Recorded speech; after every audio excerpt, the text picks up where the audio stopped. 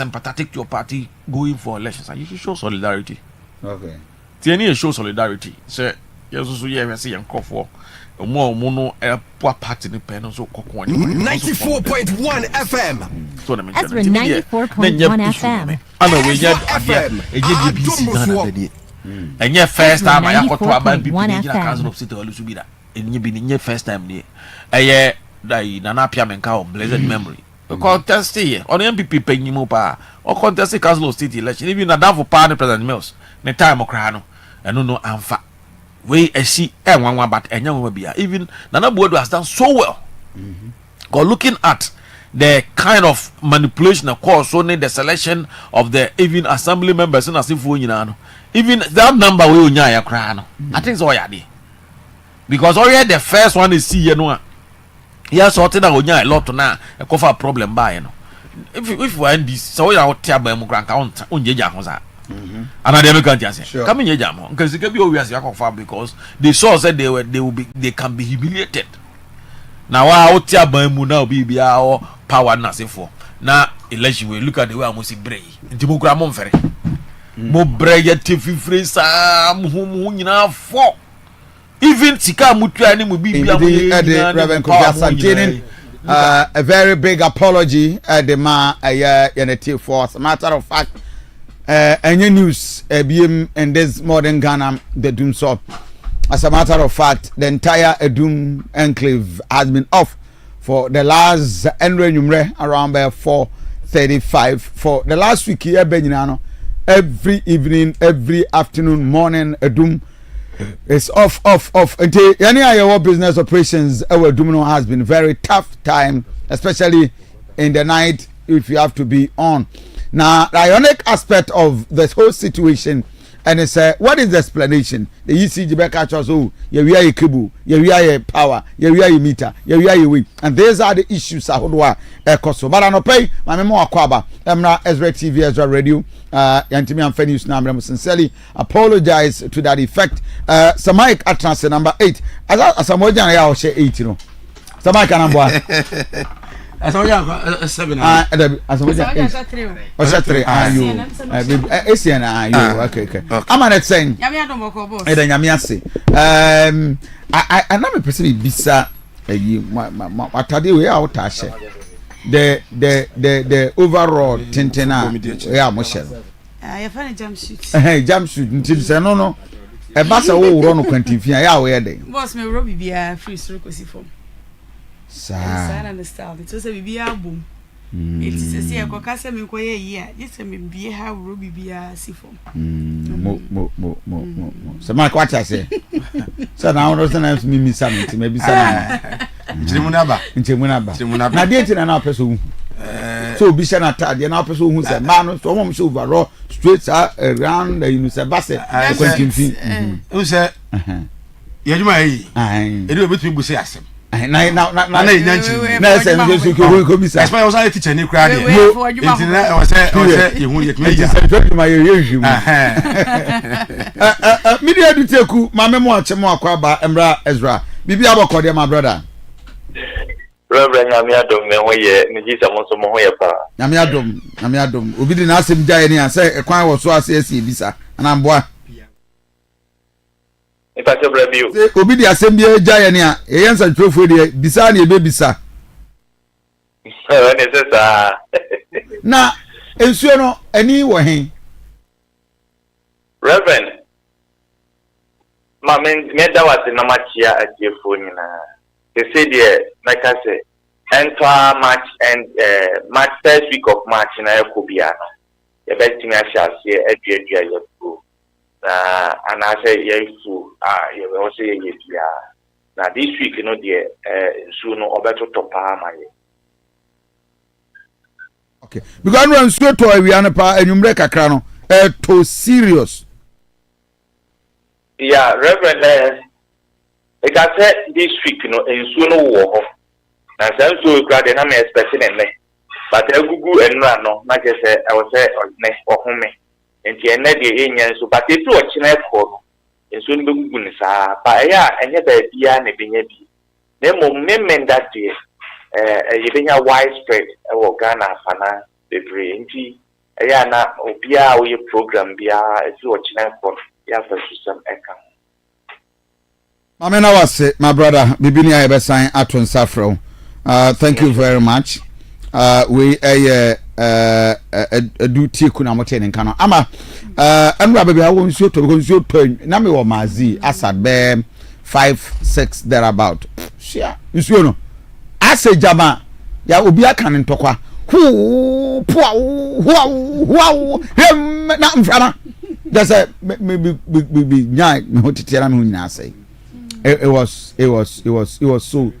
so terrible and it was serious. We share some of the videos nibia enra MCR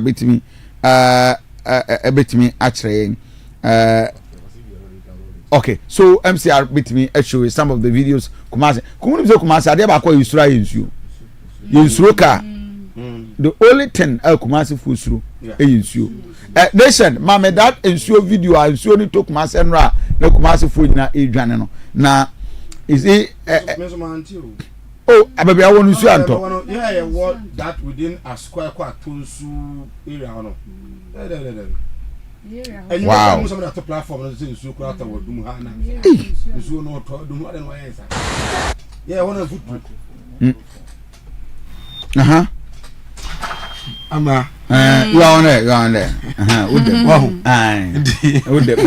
the way enra no ba eto enya nkwara nsuo because tower them from mazi area ho ne mpotemu chese he and from fire no I'm surprised I'm some who nsuo that oh baby what dey hunu nsuo ya hunu nsuo say we around by 4 no no ya ho ya hunu nsuo ya hunu nsuo ya so kwa na ke hia nsuo unse area ho ni se kwa no mo heda nya yi futuro do so wọ́n sá kíkà na wọ́n já ní sáà tí futuro nko a so ya hunu ba ya hu bi oh and right so because I see the entire Bazi enclave everybody was running for life and it was coming with wind and I feel so no anobe de pam so no anobe de papa but the worrying aspect say mama yankan it is quite clear say yenyina yeni the issue of Dumso and Sana NDC it be take over but you see Sir Mike if you need you take both liability and asset. Yes. Master John Mahama. Obiaji tum say na enema in terms of the electricity na nye better and Sana will take over. No. Yem fine show but yesrew mfa monensi form. Because the rate at which nkani anu sisi ano echo off no terrible. No, terrible. No. Jinapo. Yeah. Energy minister. Yeah. If you hear and what? Or ma all the exposés I will trust for you. Now you are in charge. I am worried. Sir Mike, she said you can't plan again. You don't have a third no. Man to. I will do so. But the problem is me person kasama ECG. Ben I show you so near Bekasa. In the next 20 minutes time on Ebekasa. Because me on Monday and I been frame ECG PRO Kumasi Asante West or frame me. Can me say opposite me ba maybe you want to be shady. No more do me here. So now me wo maybe I more to about for Council of State me frame of Atabodi. And then Atabodi buy no. Atabodi do me say na omoko or frame omoko. Ben the videos be egu so am I pay a platform no so. And then oba be chiri. Who so better na okasa for dum theft e koso. E wa dum against the Electricity Company of Ghana. Baby a omo am friend say omo transformer. Yes. And in fact the complaints are too many. Say amount for we apart. Me na me catch Ben say obo mo ton na transformers na ho no. Ye van share wo first of all. Ye can declare mo say omo na ewia. Na omo no enye watchmen and women and fama ECG for we na wa say no. All those we am tie dum light there. But dum ha there na there. It becoming too many. Too much. Enti ye besere but I believe so oba ono no be able to. But you see yan tell say what could for so ANCC. And also another factor. And also what could for so ACC dum ha de no omo no se be band ba ha no yeah na me so na wona wodi nkomo bi no mo se dum de nka duru anyimra obi a Kofi etino ha na business center nka daytime and on meme light no ntino aho kire ba de daytime Kenya light anyimra na nka tutumba azuma ha no we can count not less than the 6 radio stations. Yeah. 5 or 6 in a doom. You talk of Ezra, talk of Boss FM, Hello FM, Oyedepa FM, Kesben. Intino enye baby a man say we DJ about you know so one obi akofie dey na amanopa. I think they have to watch that. And I so I tete baby so dundum to atonsu area na that so no. Yan sere omo. You say omo yen siesie. But omo nche ne pepepe. Ebi mo enjoy pa obo otu ka me de me hu bi o. Me ohun bi. Ye bi so so dem wa. Ebi mo so dem sa. Obi so hu. Ebi mo hu. Yes so dey area ho dey ya na. Ebi mo hu. Oh, I see. Especially ye kada say no omo aban mu no. Aye. Omo hu. Omo kwa ka so hu he. So na aye biblinti e be say omo. I think say the NDC will have all the explanations to give. But you see, John Dramani Mahama, the biggest challenge I will nya over the 4-year term will be there.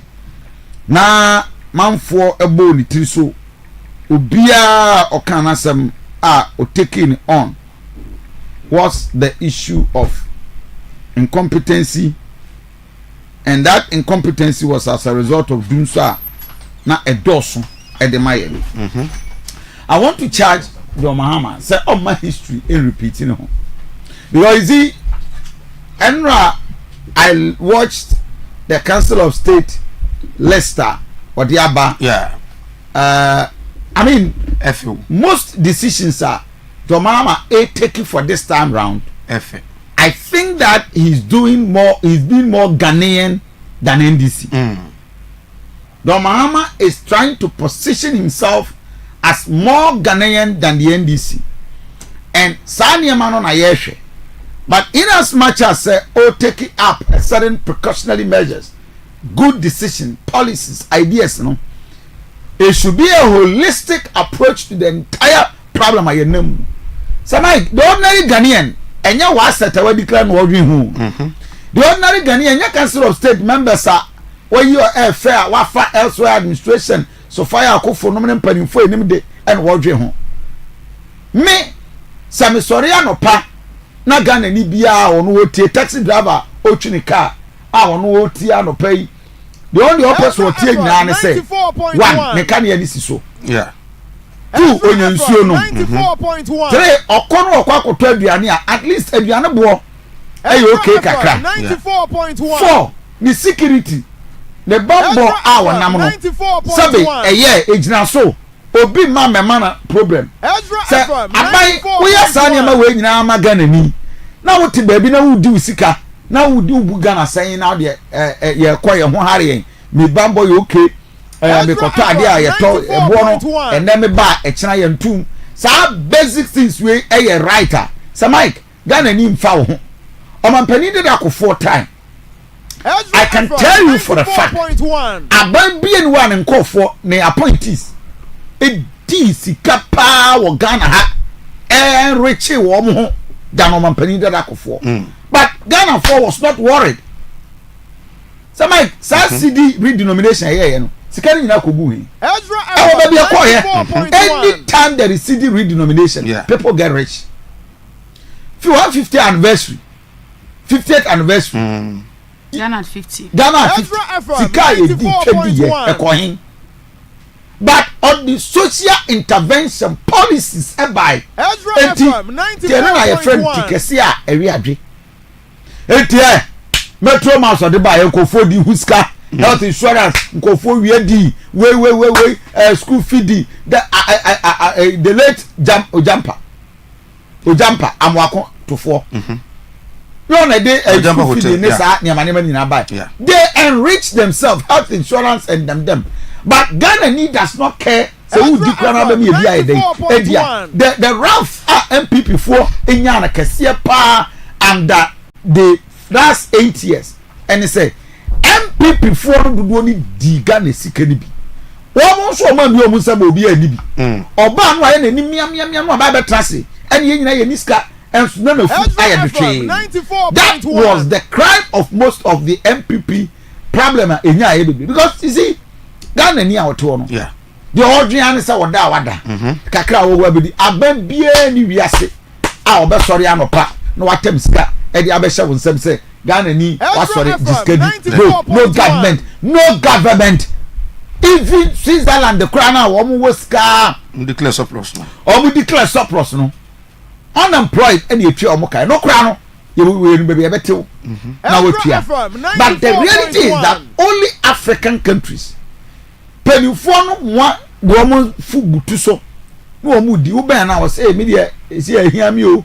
me ho kire mi o na den enso no wo didi and that is the problem that we have under MPP government do ma me masa be bi aduro no ni mu na twam Ghana ni person kan ya ni sisu ma enye obi be ka say MPP kura tana ben mu anka dum so no yes na MPP wo ni enyankane ya no it was off na call off na eba bro nya ye di nyina na off but enu nti ene ye pamo John Mahama Akufo-Addo Baumia de Baumia so omunko na bra ewum say yenim say wo ba betra so first nkane no call off there but we think say at least this time round you are having a different thought, you are having a different orientation, having a different circle, having a different branding over to ensuring say Ghana ho be heading ebe hare no it's so bad and said ye who no so kra wo mu no enye yiso ewe mo hye me plant ofie akwa bi ba ye o say wo ba be service wa jiska pudio say mic service die no wa ye continue on ye dum light me kwa akoso me planter point say farm bed kra na ate abajiska so service o ba ya wan service just Ghana di bia nya ni nu opene bu and this is where we are and no ye dum light anapa me dem kokoso me plan nam dem bed na ye di but until when how long are you buying fuel and every day so these are the issues your person Ghana ni bia wuti adopai ye nyina de anu tum ne ka che jo mama say baby aduro no eso man ne odine na si form ya where sa fei and we put in a structure together ye ntimi blame ni bebre at least we have to give him the benefit of the doubt but of course priorities are always important for wadwe koso na ye bi anyway Baba me so no asem ka okay me dia no ye mienu okay die di kan ye NCA yes ma wu say any 6 radio stations 7 by so ba kono dia enti 6 radio stations and the minister asama de aba say omunyuma dia omudie omurini wa eni sika wo so mo edema aban no emaaye omunyam ne emayi enti inclusive down matisa manfo ase bashe referring to the previous government the oya ya Ghana for kan wasem Reverend they tell say for me adia enye no na nye yenti ase adia enye na nye ya nsantwe adwumaku yan na ye tra radio so tra TV so man nema Ghana for bi ya enye mpanifo yi asotre no ye kan ho asem so obi wo shop wadum na ontua ne to so otua na kia me betua betum aye dia adan na nsantwe adwumaku so no they was say yeah and for me I think say if the media houses are not doing the right thing Ghana for nyina ntia say emra e wo ho this emra na anya adwuma na ban de obabia no say o de emra no ye adwuma we should not blame that government for me 7 years ago 8 years ago IBC here can wasem can media me I remember that time of Western region because I said station we kwa no famra na adwuma and when from famra na adwuma na more man no because we cannot be criticizing others once we are doing the wrong thing yeah bon grofon so bo and now we are corrupt na corruption no is it only say the panel enya best can odi ana no there was me ko tuama by men tuama by a so be bokoro no enti yensere the abana so bia kan wasa na ban no na o hansa twafo media freedom opani ubi radio station TV station no Unim some ho. And I would be so I could be a station. Who be a day, I will say, I'm not on Fanya Juma. Now say about a house, and yes, now I can't say suppressing media freedom. For me, I think, I know there. Sir Mike, what can media related issue? I mean, zero in our Asante region. Okay. In the showbiz business, they are all in the media. Yeah. And the Asante regional minister is here, the film industries. Okay. Kumawood. Oh, okay. And I think it's a very good call. Oh, yes. Call him for me. Okay. Now, Nation, if you have some of the videos and pictures, sir. Now, adeɛ baako a mesrɛ no ɛne sɛ Catherine Afiku ehyia the same Kumawood for ɛka kyerɛ wɔn sɛ yɛba bɛbie film village ɛwɔ Kumase ɛma National Theatre Cultural Center wɔn kɔyɛ dɛndɛn wɔn ba bɛsi dɛndɛn creative art dɛndɛn mesrɛ regional minister fan Nancy form na wɔn ma the film industry na revamp back ukwa so creative art school Nation ubetimi yi video no kokwa so search creative art school unim say school no is a whole community MPP government start here yeah school no that si hwa yenyanwie na ube Asante regional the crème de la crème in the movie industry Reverend Samuel Nyamche. Miracles. Hey, apa. Yes. Ka kwata brochire gina homi. Yes. Mame enko na menene nkasa. Na mimbisa ne say what has happened. Na bibia enko so. Okay. Miracle. Mame mo acha no pay. Ejo suminia. Na bibia boko de. Kami adum boko reven now so Ami adum jani de ache bibi aboko. Me pacho enu amone the regional minister ekushia no se say. In fact, enu ofre na enu ameko no mani giye pa sensa this is me ba Kumase enu ani da mani agiye papa ebise senior jumai na ewon kan ni takwade nyame nam me so na senior jumai bi pi Kumase ababe Kumawood na regional minister bien wa ba watimi afre kwase wumra na majuma na mo ye no kwa na say tie because I know say entertainment no obia you should be entertaining no in that Kumawood ba ha within early 90s the senior minister koba fabo bien wa wa yesa general friend no and what the 2 years him say o person will lift up Kumawood no na the fact in Kumawood no kra no ababa be pi Kumase na hye na se de o person o hwe na o tumi revive Kumawood no tumi gina na so na o kan no mo bebrebe a na te say o tumi say regional minister yenya ni no in fact te say yade abeboa Asante na ebeboa yi pa ama okate ubinu say den ya obi a wona political affiliations ni no obi a phantom chen let's build up the Kumawood nti woni ehia na ono so kire yen okana eyi ne enche de be ya ye betimi aboa no na wotimi achieve data yi na ma Kumawood no etimi agide Kiminia, your friend and what the 2 years no. Na niyama bebre wa aban dada atwemu ene mo kan film village sani mani mani nyina e ho hyehyɛ ɔmo sesɛn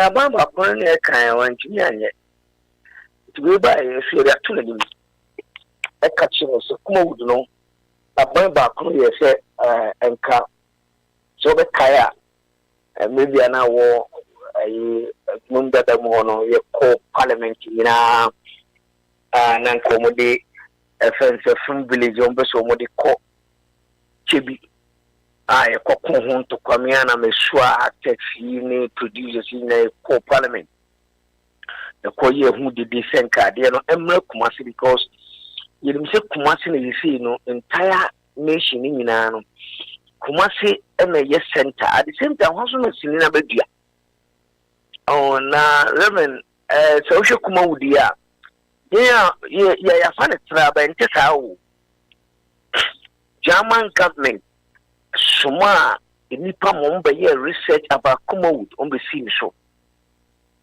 co-location to location how we are building the kuma wood. The same thing with the French government and sana US Omaba abaya research because Omo was a kuma wood no any Nollywood no and the entire West Africa no the agency. Na kuma wood ne the amount of money G kuma wood no say Katana ne wo kuma wood no tree no so mu hawa are kuma wood no ni tree enti emomba ye research ye bibia enti kuma wood na baba gina enti ani aban ba ko no kan say intimate now makuma would not start from Kumasi na Konfa from village na and Chibi. Ye who did the Bia or an Amuka so I want to be Kumasi by ye ever see Punshu Kohe Setre say Wumba Yama Uni Uncle Suhe or Maria Murray no Mukui. Then a kind also what or Pedana Yaku Kunshu Kunshu my land the Kakaka say the Bayer from village or the chain or the Chamino. To say, oh, it's a good news of a corner of Quack. Now, we took one more. At the same time, the two names say, Quada so creative art school, no, yeah. Or Momo Deno Shu and President with the Australian system. Dear, a binder than a year I went to me and we be an on to us, so no, creative art. Other sectors in no be here to also operate. Now one be sure said at the end of the day, what me aye. And I just said in the kind they are buying back on Yama and Naka. I want to swap on who pass over to my now even crown and neck was in Rano now on the president this year. Because you're in the year meeting being and also corner council of state for an in. To Russia minister na in some men na coming now they are telling him say you with me strong and now with me and with me aye I mean and one good news mine and me who say I say good news ma kuma si mine and Asante mine na senior mine so when understand and the amount for abe kuma si o e be free Nigeria but na e be free can be free Takrade e be free friend saying Cape Coast so many regions are based on the because to one Kumasi now we creative art another way actor another actress another way crew member near Ibia and Koshima to Pia Gukuma and the normal cost. Oh, it's a good news my near Jomo but the Bako Kaya or your planning country now Kaya. The who say Papa in fact to say over boy ye pan said. And then Grana Baninano, we are more creativity very high. And I'm pretty for so you could do, baby, technology neighbor one and now film a party with analog and then they every peer the guitar. I say, look, I see to me training. Near the more piano and Grana building on up. So then Grana bit not take it over. Get a many G and many G. But Obisa are you for Kuma Wood for as a Mumudu Dwana as a Kuma do now my NDC system. Where's the Kuma Wood for Dwana Momo NDC for?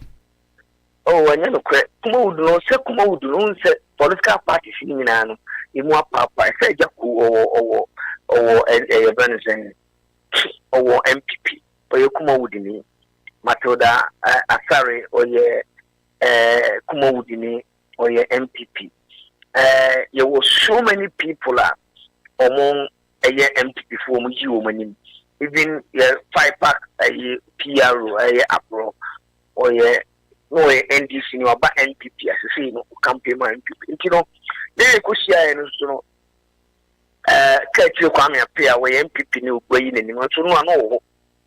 And you know, a more papa, and you know, Catcher say, when him say be when this, and when him say be MPP, but I campaign every young woman, they come out in the next 4 years, also call your campaign, there will not be any action.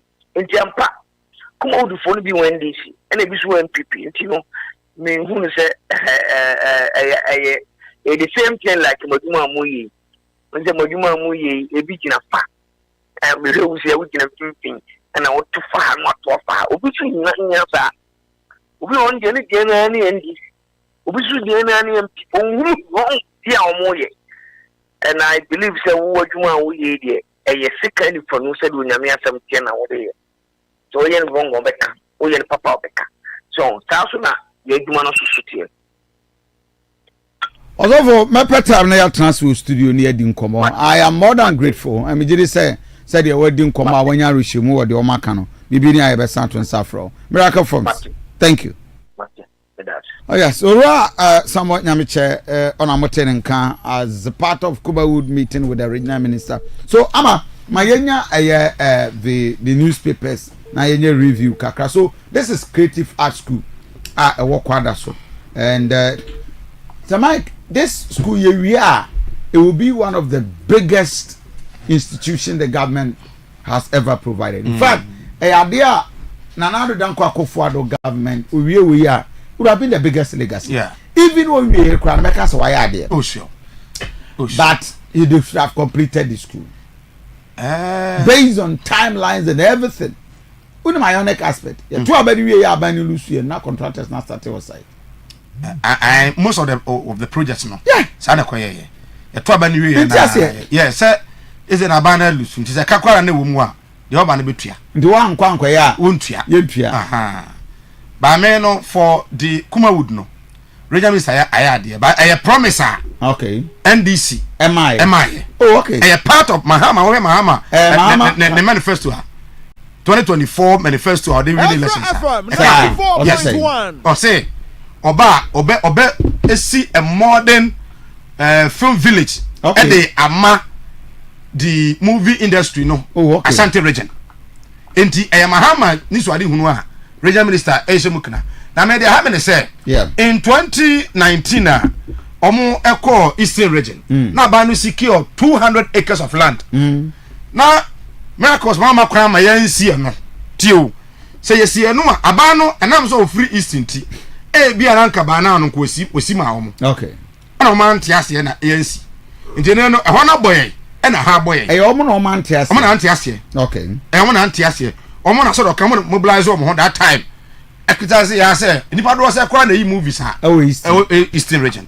But bia do wo ho a. Nti ranka omo so pay Eastern Wood. But enya Eastern Wood kura no a. Film village. Reverend, ye so say nim say Asante for en say dan school sa. Ba kwa me University of Science and Technology no. Is it Kumasi? Kumasi Asante man tem. Yeah, dey ni dwedi. Enti nanka it doesn't matter. Exactly. Nanka it doesn't matter say land no dey secure dada. Because say sa land no, me dey be here. Kona ba na ko tuaka wo 200 acres. Omo antiase. Now ye hwani mu, say ma ha ma abey. Obeye. That na me ba afeku pa. You want me madwuma ma media mu nyina no. You dey ma tu kwa Finland. Ene that we are me China Africa. Oh, okay. Tourism. So because I'm yet more no the constituency. I don't know all winning elections no. Nti me hu no say omamwa. In a way. Ye ni na Kumasi ha de. Ba ya djuma na ye. Obi mfiri ho metal Kumasi. Ya djuma. And they say ye that village no e eastern region. Now we betwe move ho ama etun abom adjuma ye no a. What was wrong with that? Ene ama. I'm read the newspapers. Ebusia da obankrata no ana de to so na de cha won mutamu pa yem bobi so na usia bontia na so pa bia to na wo de nkrata hodo no nei wo de ato dwana the new crusading guide watwa kane foto sanfo ni dia to na nse ne beto odwase won ma declare na wanted adani a wo susu se wabo man ne kro no bra na wo ye foto sanfo no na emfiri ba bia se office of the special prosecutor na so se sia na nkra de chemo se papa ne se wo ya de no tu kwan nyame ya doma me kotoni ma boso me no mo no baba Ghana ha se ne nsemisane anu ye bia no Ghana fo wo de abramo eno nti won ye declare na wanted the year office of the special prosecutor no wo mo se sia de mo amose mkore yewra kan of atade abejiska no onye wanted biem se say you know e dey na free wanted list so we say me kai papa no opre pa usa ba ka so opre ne pre ni say anya no opre be snati onye ona na sa be ka sa afedi wanted sa afedi opre wa man time de beba opre kama ka no opre jambo tema ni pa me yare na matukan ya wo se no na ya no tukwan unim da beba na ye ndika sa afedi wo se afedi unim da obeba na ko ya unsa papa no opre do se asem bia kuseja bede no ho be wuram no asem ne sei sei ba we dem fo aso sei ba wo pese mugu kuseja mi ni sei ba o de o te abehu o se meu me se asem bia papa be wuram no sei o wodi record so ade pa na Ghana ni betu aka se papa yi ba we ni wa ya ma o man no e ka ye bo no ne nkrofo won boso me no ye te ye ja hwe den I declare no wanted. You say also on one account was abua. Papa so beba me wa ye. It is how pepre na odi me ka be declare wanted na fugitive rofa kese no. E ka say. Any pa ha so no onim da o de beba. Wa dwane akọ. Na twen. E na afedie. Wa frɛ na ka che ne so beba mi. Yes, so I cry say yade o. Did pa ya. Ade ko san ka match cry o. Match ne review no. Medical review. O ye ya na ni odi akɔhye mi. Ndike no foriata. Edu no san de krata for ba say meba September. So yade. Meba October. Meba December. Ne honto no yade. 24 years no. So foriata in Ghana ha. So be yade mfie do. So be yade 10 years o gudu. Ba mi so obi ahwe mi ampacho mi yare. Ele boss ye. Be dey to yare. So ma. To yare. O yare. Two papers no so.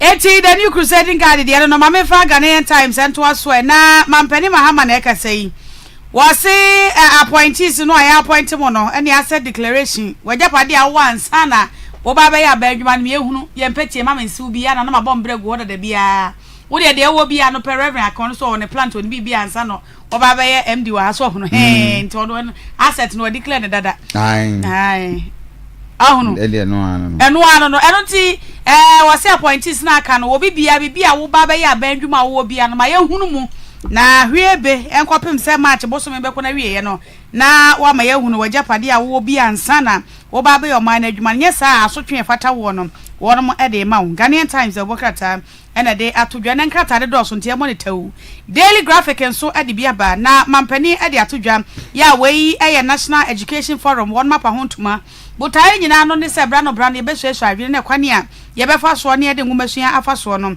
ye no so ye hwehwe aho adwene na no na mampani mahama akopie mu a wase botai de nyina no e na medical chem ne oba be hwe ngumasua mu kena e no so mu nsem e da ha OSP se on ma yi na free anase OSP ayi finance minister e de free wanted list no so emu nsem e da ha sei Council of State sabre won be hwase abo adwuma pa ama mampani akwankyere ene afutuo na krata egbo amane se yewura jo anase do ajaho ena waye chairman eno so krata ni feto so edubako ena wade enho amane bo atodwa mampani mahama na ankasa no wadi declare se asset no wono ankasa declare ne de wo wie no na chese wo se chitafo na aka no so obi amfa ne de mre no so krata yi Daily Graphic ne feto so edumiensa wade enho amane bo ene nchiremu no wade abatu edwam na mamenko manim ewo ensanfufuro mu na nanu oda ebetodwa se emaya mienu ketenkete 14 ni 9 years wo makobo kro no anya kro no wa won makowia gold ene 41,000 Ghana cedis kanisika no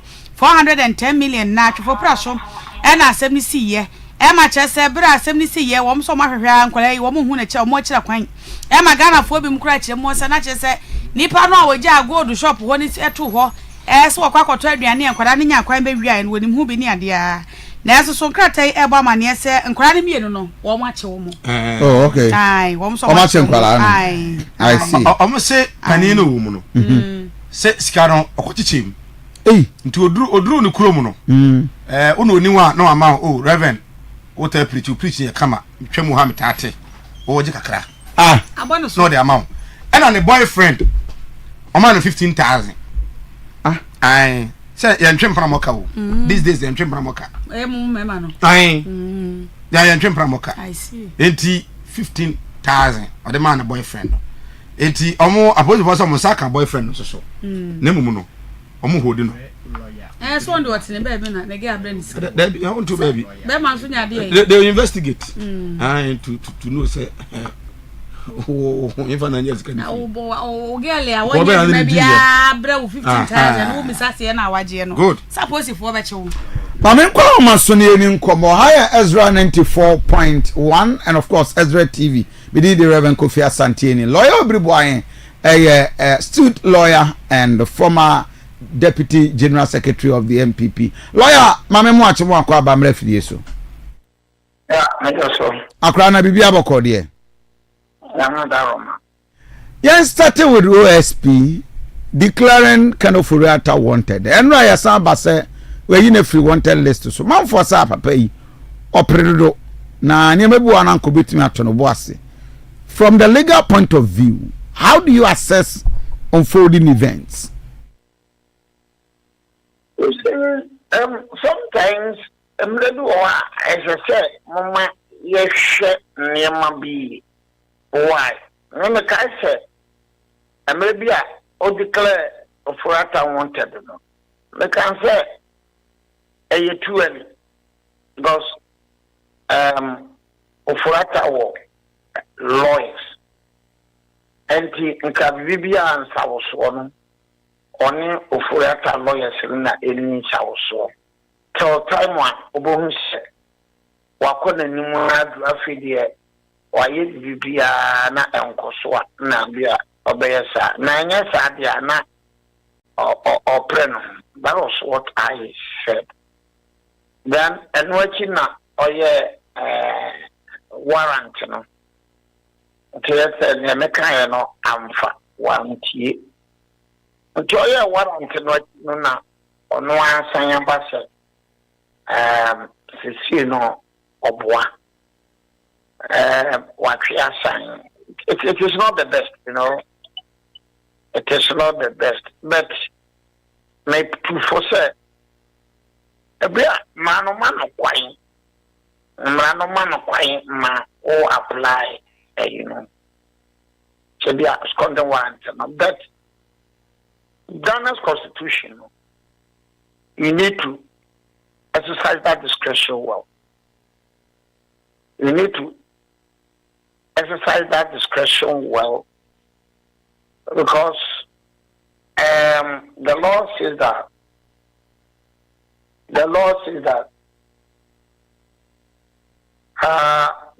you don't exercise the discretion capriciously, and it said, yeah. Arbitrarily and capriciously. Yeah, no two minutes, Mayan Senia Mayano, Oyanasa, what I gave that advice. I may answer almost Moody special prosecutor. Not only not that. Because I can check. Which they're not going to now, we switch the Nagana. Now, which they're not going to, we switch the Nagana. And then yet. You don't insult the special prosecutor. Maybe quite no fast no as an individual when you answer and yet attended. So also more so any deep of letters one. I raise those issues now on the buyer on answer what you are saying. So what do you do on one idea but no answer what you are saying. Of course. Now, you share the rate at which the elsewhere MPP administration ye do yechi and then national service ye said ye see any way now ye court near ba. Obeka say a persecution and answer prosecution e cause we. Oh, let me also be honest. I mean, come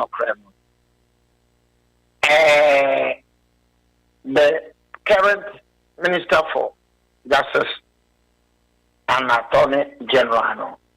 The press conference now, OKATAKYIE, the former Minister for Justice. Now, it wasn't in a good taste. Because, you see, you are all lawyers. You are colleague lawyer. Obey minister. Also obey minister. But you know, the white and so many way. But you don't attack the minister said a political persecution. Actually, that wasn't the best. You know, that wasn't the best at all. You don't attack a colleague lawyer. We say you may hold a different view. You may for example, only me I can say now me cassette here. The current Minister for Justice. Ezra FM 94.1. MPP. It is not the best. I don't need to do that. I should show a modicum of respect for the current minister.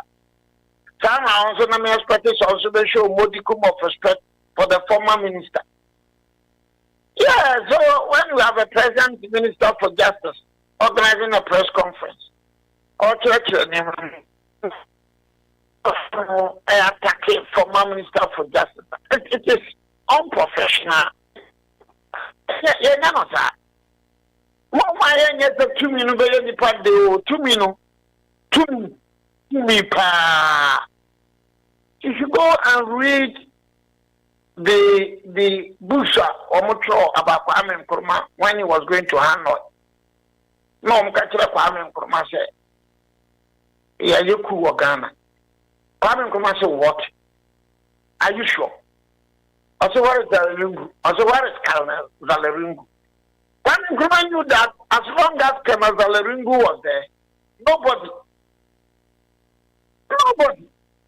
And so, Kusi, sir, Asante, Syria. Asante, no bankers to change Gaddafi. Asante. No, bankers, pilot. Kapa, let me make you feel that Kapa, Kumasi, yes, you see, and while Kumasi crew, we are 2 Kumasi. You have to take a cast off. You are bankers, the first banker. Saddam Hussein didn't be. Also, Assad, and a political refugee, Russia. So, Ghanaian politicians, Ghanaian intellectuals, Ghanaian academicians, some of them should learn a lesson from history. Now, when you saw MPP, I better not the former minister, no, attacking President Minister for Justice attacking one press conference. And yet, the best. No, I don't know now, Emma. Former minister should be a press conference. No, we don't have to do that. We should tread cautiously. It's a former minister. Why if you are using the producer, a political persecution. We don't do that too. Now, once in a whole Ghana, say, and I a Copabosia, and I a Pebosia, and I a Quabuchi. Oh, she can't have been crying, you can cry, you must have wait. No, we are not comfortable. This is your cancer now, anti before you, daddy, and so can my own activity. And this is for daddy, which is also can more. I mean, we don't do that. I don't do that. So, it's something. Almost no air cost on that. It's not the best, and it's like no. Obi become a question about President Mahama declaring assets. But and we'll be coming over there.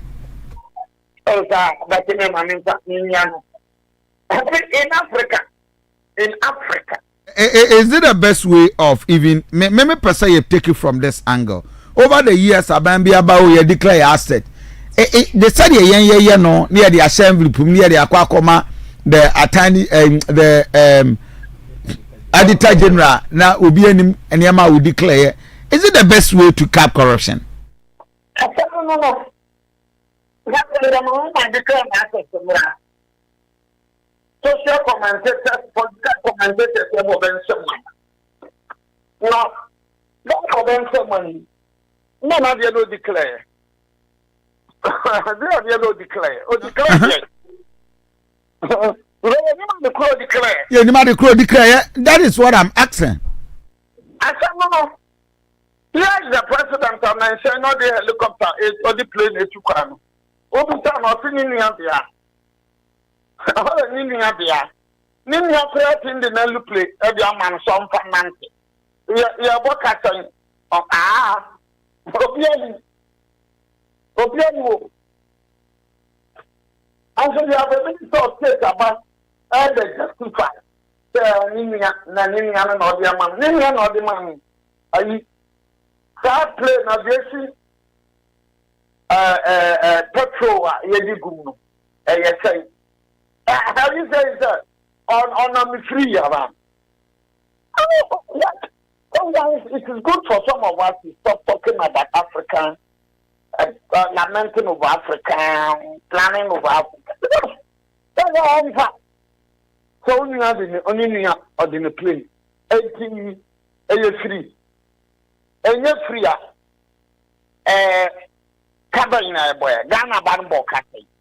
And Ghana Bambo Catty. I mean, you can't do this in any subject. Enlightened society. Say in your place, no minister bear press conference. Or Baba Big General, and you in your place. No, so also in the MVP time, you have instances as if Nanado or the plane chatted, even if you're chatted. But you know, so sometimes you find the NPP talking and you find the NDC talking. We should just say, no. Because now they the chapter plane 94.1. Or the chapter plane and still pressing. Here, broadcasting. Yes, and one API. Or was it chapter plane? Plane your mind here. No, honorable could the time block one or quest statistics in the other. And you don't have government officials coming out to deny or deny. So, if it is an MPP and another chapter plane, if it is your Mahama and the Brooklyn, Mama, if I have to go on with governance, President Bako, charter plane, President Bako, Nebradia. Not me, a coy answer, but what in the maker as a prize? No, I send me a pessimist too. I'm not a pessimist. But I'm a forward-looking person. I am somebody who is level-minded, reasonable. Menya a partisan intellectual. Say no MPP, no MPP for baby I. NDC for baby I. I don't do that. Menya zana me my life. Because just say na yana sa o ya Sophie. Now catch on say cathedral na be in ya. That just a way for baby ya baby.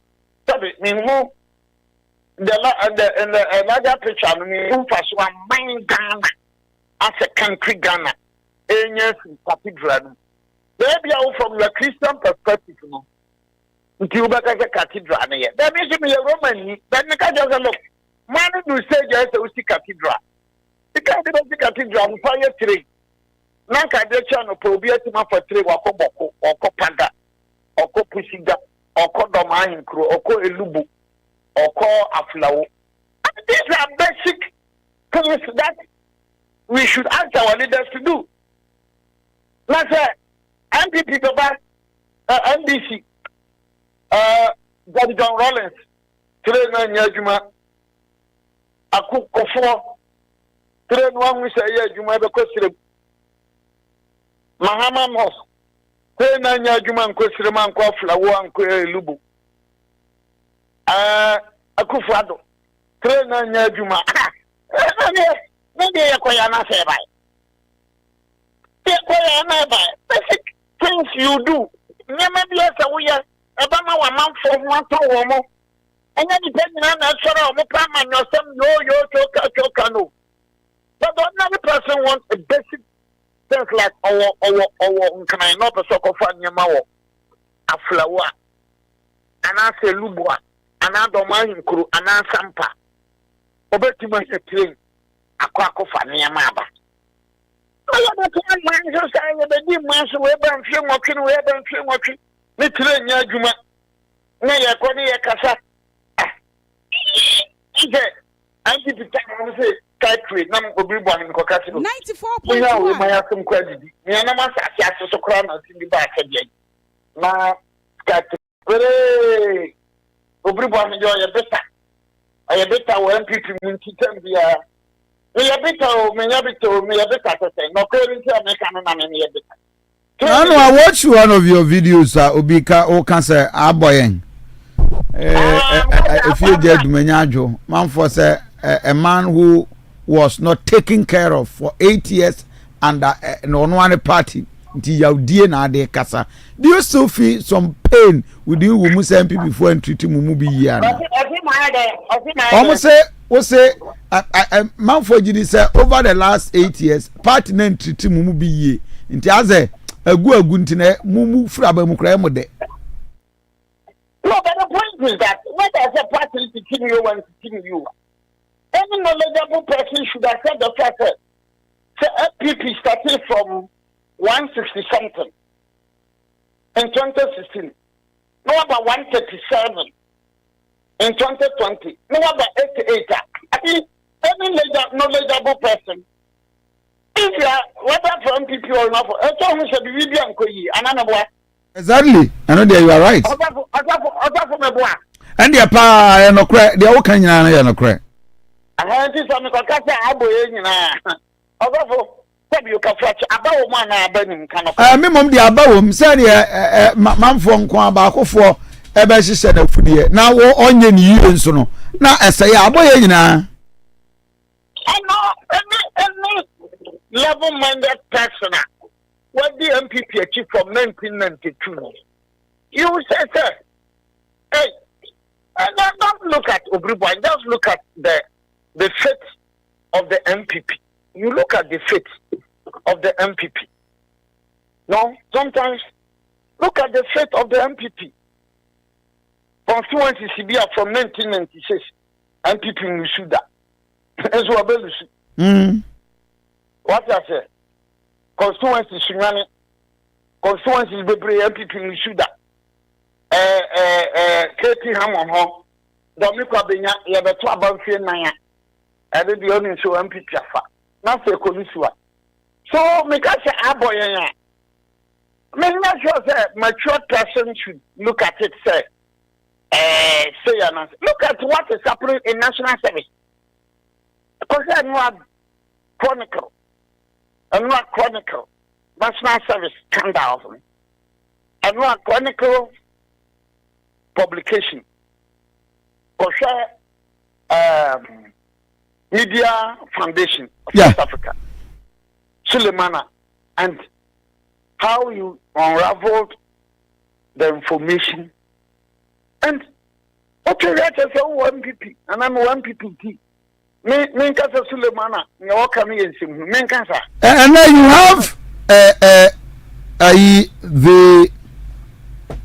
you have this man Nanabi, former National Service Director. You have Sesibe SU, this Media Foundation for West Africa, for a total defamatory and omijidi sensema omudi abetu jani yani go mufi.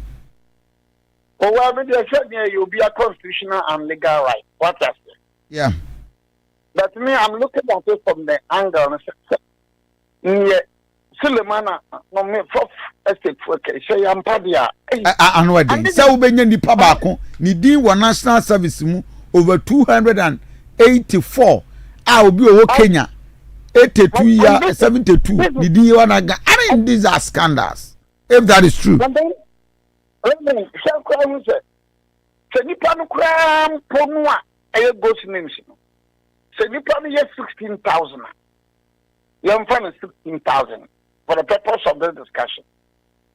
Not 16,000 no Oma region bia 1,000 say nka yem fam fanipa because it goes into 16,000 no my mountain bia 1,000 my Asante region 1,000 Eastern region 1,000 Oda Asante and Eastern and Greater Accra population was so into mo be 1,000 5,000 5,005 Nama upper west 500 upper east 500 Nama Bono is so population so man 1,000 Nama half so 500 Now so 16,000 Nipa 16,000 enya adwuma Reverend yeah the more than that cry we almost cry be di mo bi edibi Exactly. That is why I'm making my argument. So when I make my argument and you sit down there, with me a better, where bitterness means what? What bitterness means what?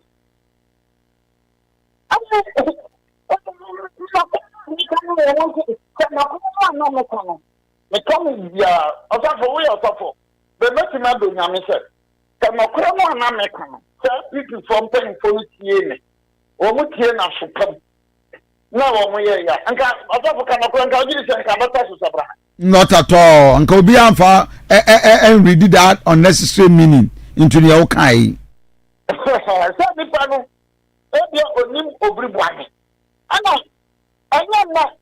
No, I said lawyer Minchawano since 2010.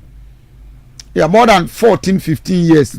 I've had several interviews with you from a former Inshra, way back, Akuma, way back, Ezra here. Consistently, you've been as you are. I've known you for this.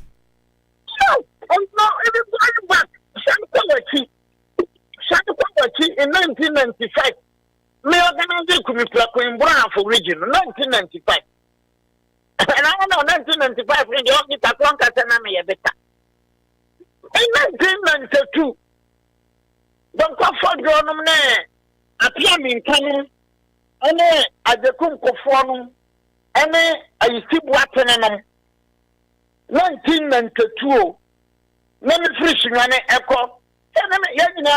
We were against the John Rollins government. We were.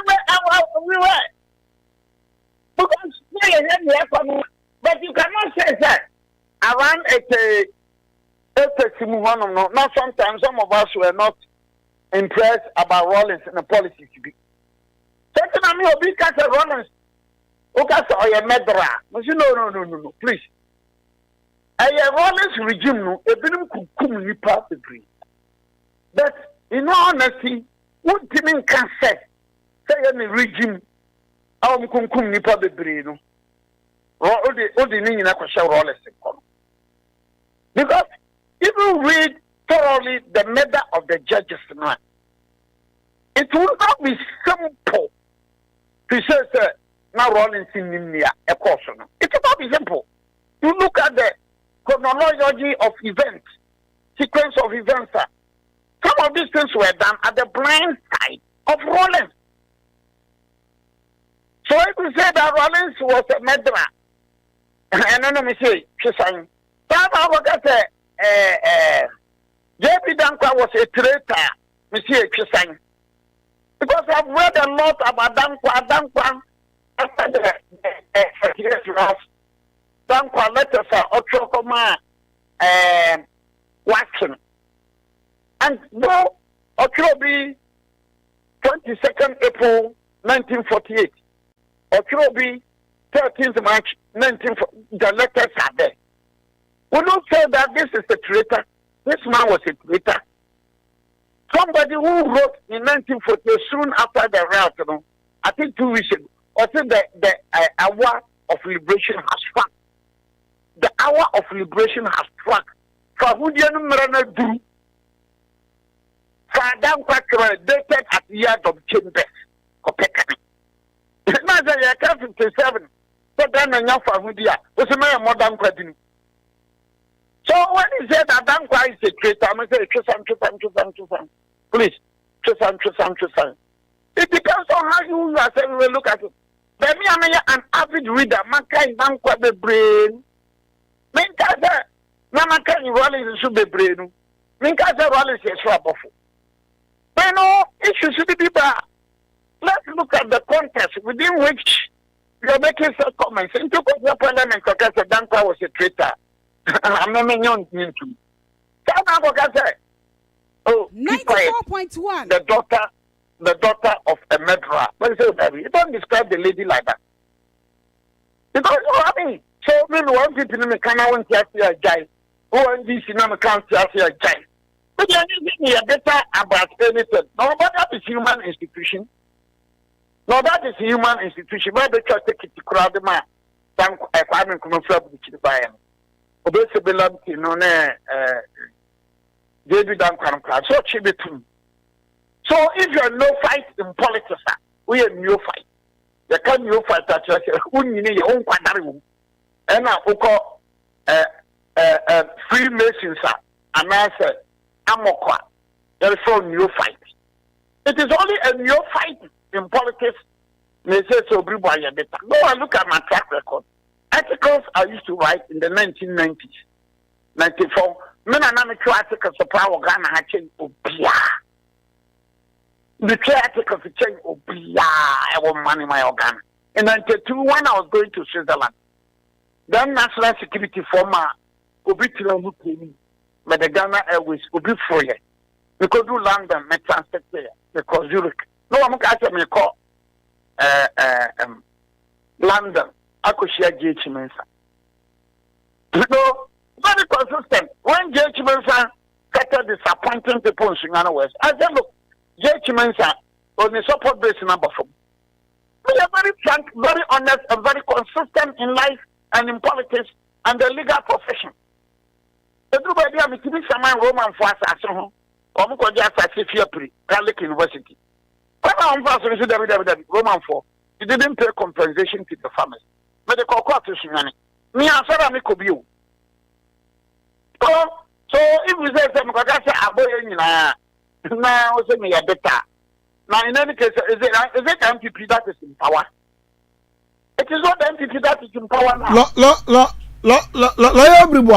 There is this trend that teachers, nurses, Ghana for ya fa omojuma. Na ya pam wo all because abanfo fro na aba. I've seen a binumu a omo paso omo court. Na na be cry file a motion to that effect. Do legally can they have a defense? Can the government have a defense against someone sir ibinuma take it up? Well, I mean defense, but we encourage some court. As we are talking, and yeah. Now, somebody has filed. Joe Biden appointed. I think the man was Stringer to the position of FBI. The man made an appointment. Now, I don't feel that or the court. Then Trump also has gone to the Supreme Court. So, or to me, sir, or basically Joe Biden appointing. And so, even in the U.S. crime pool, so Bidemu court to test it. Trump no court to test it. And Stragers also court to test it. Ghana even court to test it. So, yeah. But we need to be very careful, honestly. Babanya Jumano be Ghana for. Babanya Jumano be Ghana for. So if we one breath, we are saying say goes in the 94.1. And another problem, so we should be bold enough to tell the NDC government 94.1. And it's a we in Panwadi. Oh, what you want Modino? They are Ghanaian. No. I think that though you are doing now, W woman, I am people. I know that minor. Everybody are here on the show. But anyone can NDP now obey what NDC this one obey what NDP nature abakosemu They say Obabono original. We free her, we free her, we free her, we free her, we free her. Omuko to abawie ya. Oh, Oko baby be MPP lisu do seats no. Because nana obi bwahe. Na o chire. Why Kofi? Problem one okre. Na we free her na me chire mu for education any pension. And what has that got to do with the loss of the MPP? Not at all. What has that got to do? Is that look at the problem woman and my bomb about to say, or we are 94.1. Now, we say, when we are achieve a work of form, when we are done, say, I mean, I'm can't say, achieve a work when we are done, say, around the first achieve a work chief was 1365. The first achievement work 1365. Now the achievement work Niniane offensive. Niniane aggressive. It is achievement work 1365 for. Let us offensive any aggressive there a bear 12 something. So what in the nature matter? Yeah. People are yearning for more information. Exactly. Namia Kra, I'm yearning for more information. But back home in the Blue region, I say, Rubribuana, how many people are listening to what we said? Or I got to wait for her. You see the situation. I'm saying about you, Reverend Uti. Ethiopia. Otu Foko, Aukuka. And now, Okoda or want to say, you must say, I'm conformity of the Maya Asante money into the Damwasi. Now, let it be on record that from, let's make it about 1630 till today, 1630 till today, another day, a year for President. The only person I want to my shampoo would have here, you won't confirm much more or 2 4 or so to the second. I see. What shampoo will refill? Our mamma can't say, would you no more that we are fresh, no would have here. Oh, I see. So, baby, you will confirm and shampoo won't raho. Ah, and shampoo won't.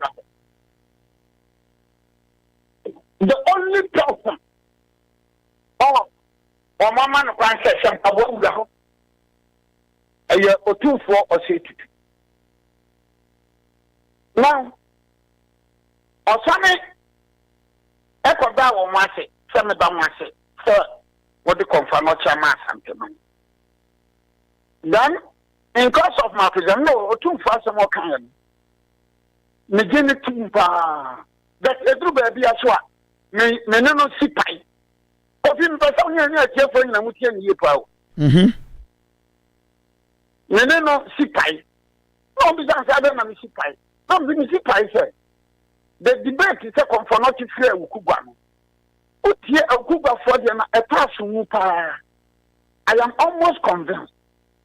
The mitie agona for so dia no so a etasu mu pa. And that one too, I am almost convinced. No bi san say yeah, here for na many or 2 4 pie. I'm going to be a minute 2 4 pie, sir. Okay, I'm going to go. I think the 4th chief are your confirmation. Oh, I see. Yes. 4th chief. Confirmation every year. I think JB. Already or confirm JB again. So from the 1st to the 10th chiefs of Agonano, 2 are confirmed. JB and then Anoche. So Anoche Agonania. Because I mean, because you know, me can say a conclusion. Anoche Agonania. Anka obedi Agonakunya. But what in the okay. Let us be the 6th chief of Agona. Your friend Ennin. And you see, a confirmation Nia Bapa. MP say Ebani say Asante phone will be magnanimous. Normally, I'm going to put your mark on for not to say, free and Temuha into the bed. I'm going to put your media. Ebani say na confirm na no what for saying him pon to and him sian and I stand there the next chief of Agona. But what I Matias pa. Another one is a confirm ni bibina no ba. Tell can be bibina no ba. Matias ni tedua no ba. On a tutu be poase.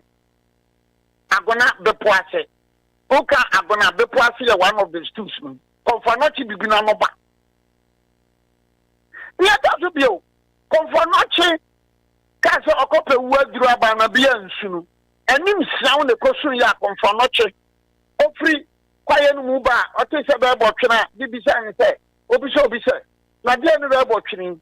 No, what a confornache the copy word drama. Come or shy and watch our mighty the fancy well. Or there is a bombable pet, not done in any. So from that time up to today, which is 19th February 2025, Obia Winya Confanotify. So it is not only Elijah and Elisha. Ukwana Umutukoye, Confanochi also disappeared. There is no burial ground. No, Mikabe says, when you are the case of 2 for Meno Yagin, the Yesipai. Kofi ever since Amika Assassin, and Santinibian, you must come that. Oh, yeah. I will cook when you be any matter with that. So, everyone, say. Make us asem nipa no won sama make an me cheche mu so Asante ni bia ni matem da awugba fonu bia so ni matem da. People are even calling to give me more information. For instance, somebody in Germany sent information said for anoche amwampo tu no amekan no okonfa anoche ne amwampo ne bi wo ho me kan okonfa anoche amwampo stu but ni pakwa say okonfa anoche ne amwampo na amwampo no na boson ana ni pa du provision from ka say oh okonfa anoche na pa ni kwaku dawuro na o movement FM. Oh, okay. What's the meaning? Mama, take my monitor a crowd. Good. Confirm to my man to Panic or could or movement FM. No. Now, confirm not check on ya, pass a Siano. You probably confirm not check on your panel. On there, you brought to you national chairman. Oh, I see. I'm talking to you. That's the Nana Besiam, is it? Yeah, I think so. This one, I said this. Obia, Asante region, what you matter? Obia, such a my canon of a show. Can I have no tune for ya? Going to be Sipaya. What is about more? Showing a maturity. Yeah. I just saw your region be Ghana. Ana region is so hard and free. Region hope for binum. Hey, we show Mranaka, Brokum for ya Socorema Pompo. Then we bring the other Dimatam 94. Loyal boy, my name is Sawe, and for this national issue near wrap up. We share the Council of State and our President Nogu to Oman Sofia Akufo, a member, and several other Duaja who was the chairman. Man for Cancer Ghana is a high time we scrap the Council of State. Now you raise the Apache be like America. I young people who can reason because even Council of State, the advice is not even binding. What do you saying? I near raise the Apache Council of State advice is not binding. Oh, look at the caliber of people. Yesterday, you have Doa Jaho, you have Sofia Kufu.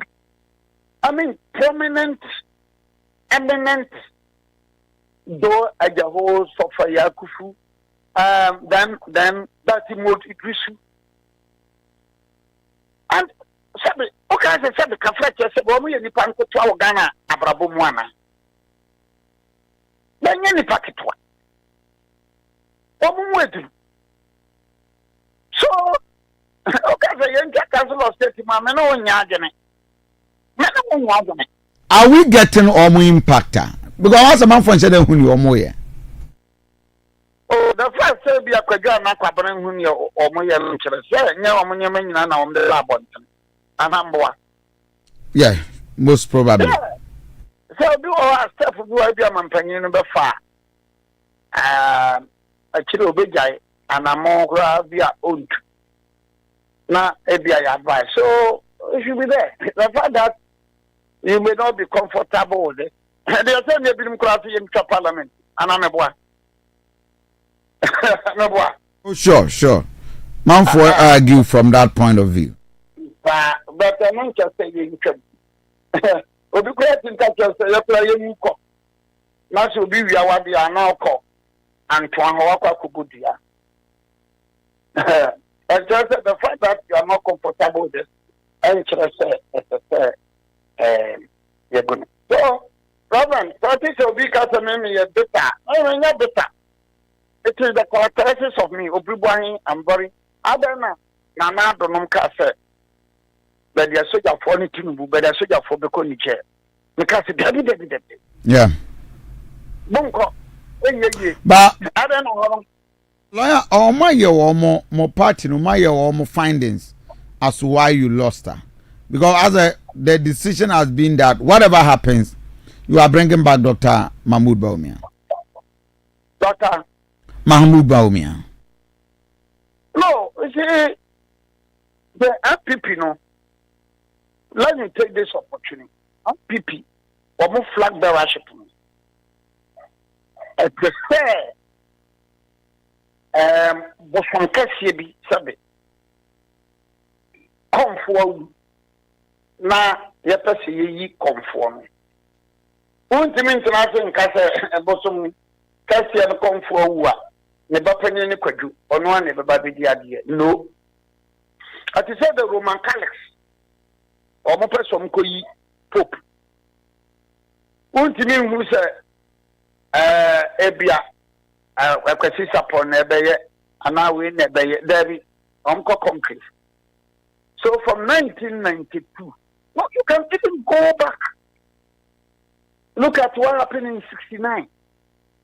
Look at what happened in 79. Go back into the history. Who becomes the flag bearer? Nobody can easily determine it. Nobody. I am saying nobody can easily determine who becomes the flag bearer. We know I'm a well-known Baumia person. I am saying that, look, it doesn't follow that automatically it is Baumia. Because who becomes the flag bearer of the MPP? Look at the MPP. Look at the choice. Look at the history. Go back to 1947 UGCC. Pejaumu. 1969. Kofi AFRIFA Benya 1969 leader no na simple. Because when Buja went to live after the coup 1966, no be any say be dombo. No be any say be dombo. But when Buja ba coup no, we ya be Buja ba ya unekoma national civic education something to all around no. Na mabuja. Tantina dombo enya support no more the Buja. Go back to 1979. In 78, Buja Abeka Brochese on Japan. Okay, sir. The Mrebishuna Enya now on Bayana or Koshana Yadia. Omonfama William Furiata. Buja went in 78 or Koshana Yadia, Wama. And a Buja we. But everyone, not beyond Furiata. 94.1. Oh yeah, sorry. Oh yeah, me a Juman 20. I don't think they settled on even the Tosu crowd. What one? The Tosu crowd. 94.1. utie pa omo we na Pauli yes bakwa gamana ni AFRIFA me obeda samwanu na kwabena J NDC kwabena J no okay baby omo yes no we are not happy about that now omo kofa Pauli by so nobody Pauli himself appointed us your baby because your man sorry me after the ban sign up Pauli against time so Pauli and Kaso Koya sorry and Pauli na be leader in 1979 then fast forward Aduanaba Ghanaian Science Lectures in 1988 April 1988 Aduanaba abenya dini omokoto no 1992 Zansa becoming software do Yakumkofo Fabre. And so that lecture there do the Ghanaian France no am do Koya Wakong 92. Omo de koto aba anyi 96 akari ka mo mbeto aba obi anu se do binya okotema okoma speech bi kaza aman for jeje bribe no ne aman for bugai Ezra FM 94.1 just about that 5 days to elections no na ne mana sasa ko dia jekum kofo o makoto ajekum kofo akọ wanya ani piani mo say well-known character ya jekum kofo anya dia akwa piani ko bia so wallahi obenya akaka krama o makoto a Rosemary Kwam ade Kwame court to test the constitutionality of Kwame conviction. Now Rosemary Kwam na Kwame supporter. The no person who said so umko Congress na Kwame mwani. Panja indi shaban be disqualified. No, so what happened? Any sadia anye ya omo beba sunyane obi aba sunyane akufa do afa akufa do afa so boy everywhere wafa 98 sunyane omba ya na memene da efi ya woda no ko ndie wo meba nyina akufa do fiede na nyumre be no nsia no nson what's the region for back Gladys asthma no change Greater Accra, Jacobe Sebelamti, Omoba residency side of home, a regional officer, Israel Hotel side, no change. 2 regions, Western region, no change. Greater Accra, no change. If I do not do not go down upon no change. No change. Master battle somewhere in the choice, who becomes the flag bearer of the MPP in 2028? May ask a historian, my dean, and your automatic choice. If you look at the party, the history, the tradition, one more party, no, and your party kitwa.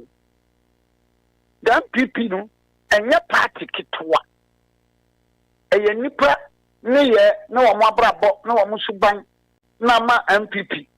Above from one, it is like the ANC of South Africa. So, if you tell me, sir, who will be the obvious choice? So, well, Zakupon Nabatra Abuakura, Yomfa, Kobo, Akodia. Baba Bay debate in a but we all Canada, Japan, watch Jaco, I mean, and then you know, money at no, we know be a movie and you'll be at them. Money at no MPP, no, and yet, but Robo Party. Our supporters more, or sympathizers more, or sponsors more. That in Yama Binti, Nama Manfo, Bibrabamabua. Okay.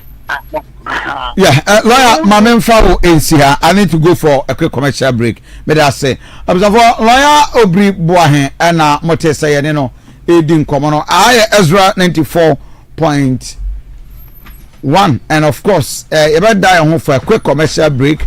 My uncle commercial break mra ye ba ye binyam re na fe ada we na makacho semene prophet Kofi Ampansa be kasa all the way from United Kingdom nyame ya adoma kwasi ada we are launching favor and they will speak to the prophet all the way from United Kingdom. You're now home for a quick commercial break.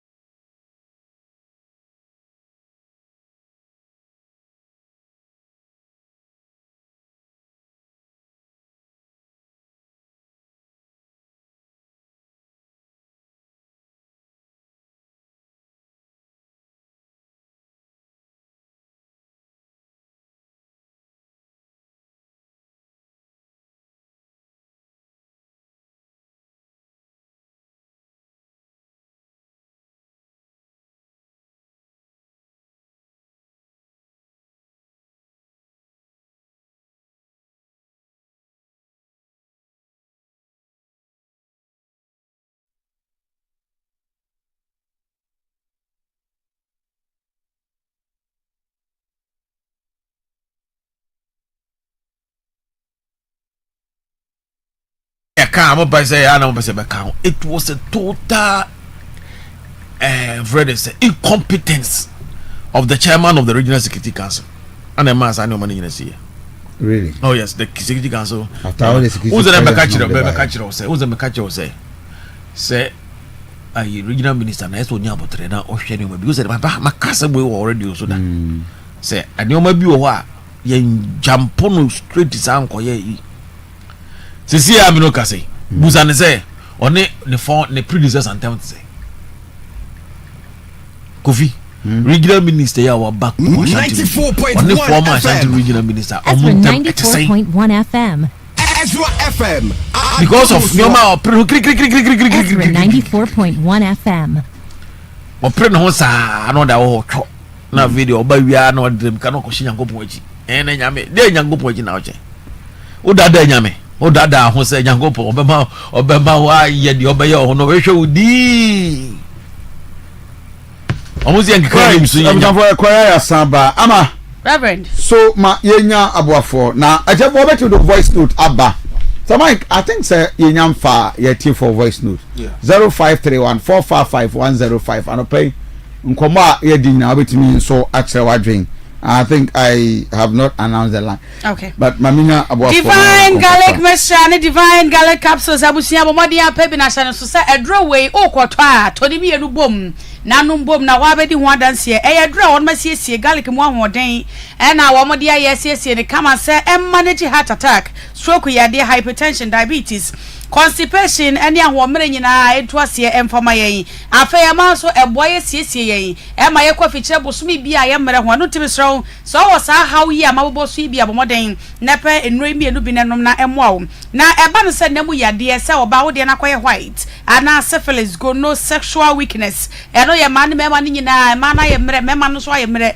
mu nyina mu no bi na emoa mo oba wa hifie ho rash sabegu e hota keka wo so ba no bi na abo papa fe bi dofo agusuo ntentem edro no eye divine garlic mixture ene ne capsules topa ye eni so topom na no bom na into how no ase ema kuma se ubanya bi ewo misty herbal Colin Freddy Mens eni Jailer Pharmacy o watakrade akọ AA Mens anim die pharmacy Christ is the answer eni Jeff Herbal and cry repair herbal of some any kinswalk angel herbal na naboache ubenya bi ato afei so nyanefo enko green light pharmacy chane so se nre wo to abeto ne enu abom na wanom abom dudu atuo 0530172086 0530172086 we anom super na nkofa typhoid bia amrew wanya typhoid eno te se wo bo ho adwa wo pese wo num nsu e bebo wo a sign fa wo nko sa tibia no bia dia ene ye flow natural mineral water ensu papa ensu anka bia ne akire mese hye fridge mu enhye fridge mu wo betimi anom bie ye friend flow natural mineral water program bia se no ye de ka ye nua ne ho ne a7 e de ama ahoho mo amutu nsuo depo eton mo amoton no sebe mo apampamu ene mo amoton no store mu nyina da enei obia eto flow natural mineral water mineral content no magnesium, calcium, chloride, sulfates, iron, potassium and nitrate eno te wo so je odie na emo ho ban emfiri yade wo hya ne so ensuo ye nkwa na eso nye nsuo bia na ma nkwa wo pe nsuo abano ma wo benya mu nkwa de a ene na make flow natural mineral water e de ama 0500106010 0500106010 ofra penifo ebejo so fantasia nkupa obabi ahia bia na beboa wo ema wutrinwi no asabio wodi product ahodo nyira bia ka ho na so wodi tai kura so mo enye yie no ebeboa ma wutrinwi na fo ye kama de ni trinwi mo ye ha sesa bia tentenwuo ene de ho agye trase aboso de okọ salon na wontimi trase mi antwi tinu ma ne mfie munyina da mo mpenku papa fantasia nkupa entwumuti alo oil amode nti ebonwi ho ban pa bobade asa ye hairdresser wodi bibegu ho na ade atwe wo customers niti na etimi aboa wo saa na ade twitire no a ne edi ho adanse esa won sa no efunwi Efrisonia Cosmetics enchen ehokuro ya na wo de V1 deodorant, V1 body splash, V1 shower gel, quick white shower gel, any V1 body lotion abedwa maso ne nyina ye eboa yen ema hosiesie no edi mum pebiai ewo cosmetic shop bia eben wo dodo atuo 0207667752 ana say 0302668752 8420 ofrepe mama Sonia ono ankasa ebejo so adwuma ko bi hia sales ni marketers ene ono ma ya adwuma eno nti obi bia ya wo betimi pe customers akwa amanfo nchen eno ono makokasa na ayonkofa papa obetimi eno customers enya ayonkofa emu oden wo target ye de be ma wo bia betimi aduru ho atra so okora no wono hia wo pass obeba na ani team a akanaka bom na mo aye adwuma emefa so aba so ma wo a wo be ye adwuma no ene adwuma kuo na wo ne ono makwa akoye adwuma no eno ntimi sro wo ne mo bia wo ye sales aye marketer wo pe baby papa akoye adwuma de akache ne se bia beda ho de obeya ne se wo de ne CV beba beja Ezra TV ene Ezra Radio ye wo kuma se adum fabra ha sei ye ben old Malcolm ayane ahodwo da ban trotro station no edi enemohwe enya sanso afre 0244 464 888 0244 464-888 ofrepe empefo no ejo so right so for my voice note kakra you see ubeti the voice note aba and we are victim we are teacher ni ama one ka beden oh teacher ni ya mawo but you see ya will kill this country emu ovrem ubeti na fa ya sa ne ma no na obi a wono ya fa because teachers for the thousands who was start adwuma yen fa no to pay rules obi okra wa kira dey be 3 months just you revoke an appointment obi a kira dey about 6 months etiba sa months na wa kira dey na ya tua ne what happens to your arrears ase serious oh etiba sa no ani pa no victim 0531455105 share with us na yenya but Ghana we are sick Anwadin na many agia na mo wa Ghana Registered Nurses and Midwife Association wo mo president no watu no mame perpetua waya de pa se watimi asori agya na asori ama nurse for because anwadin pa se yeti oman ahwe ka parents ebo ewo school hu courage ko ne ade hwe ka wono mo na obi atena fia for so many years nyamia ya dum na sisi ya se wanya abadwuma imagine awofo na se asori ya yebekọ eni gie ne chese ho afori yebekọ akobo na afei akwakoba ne sey no ya na anodin pa e ba se nipa no kwotena fia okwakoye den ede na okwakotena fia akwakoye ti anodin na sade mpanifo bebre di omo anu atom no megidi se mpanifo behwe no wo ma aye tibia no bibi because sade reverend ade ne tie ne de anodin pa so won kan bi hyemu wodim se wanya adwuma wa start plan wa bra boko ani mana prekope akoba ne se yeri de anodin aka we ma minya voice note kakra tebo obetimi unua bi wo ofa bi a victim of this situation dismissa 0531 455 I pay any lawyer bribo in Swakasa you discussing the Council of State and everything from the newspapers ma minya adwenchire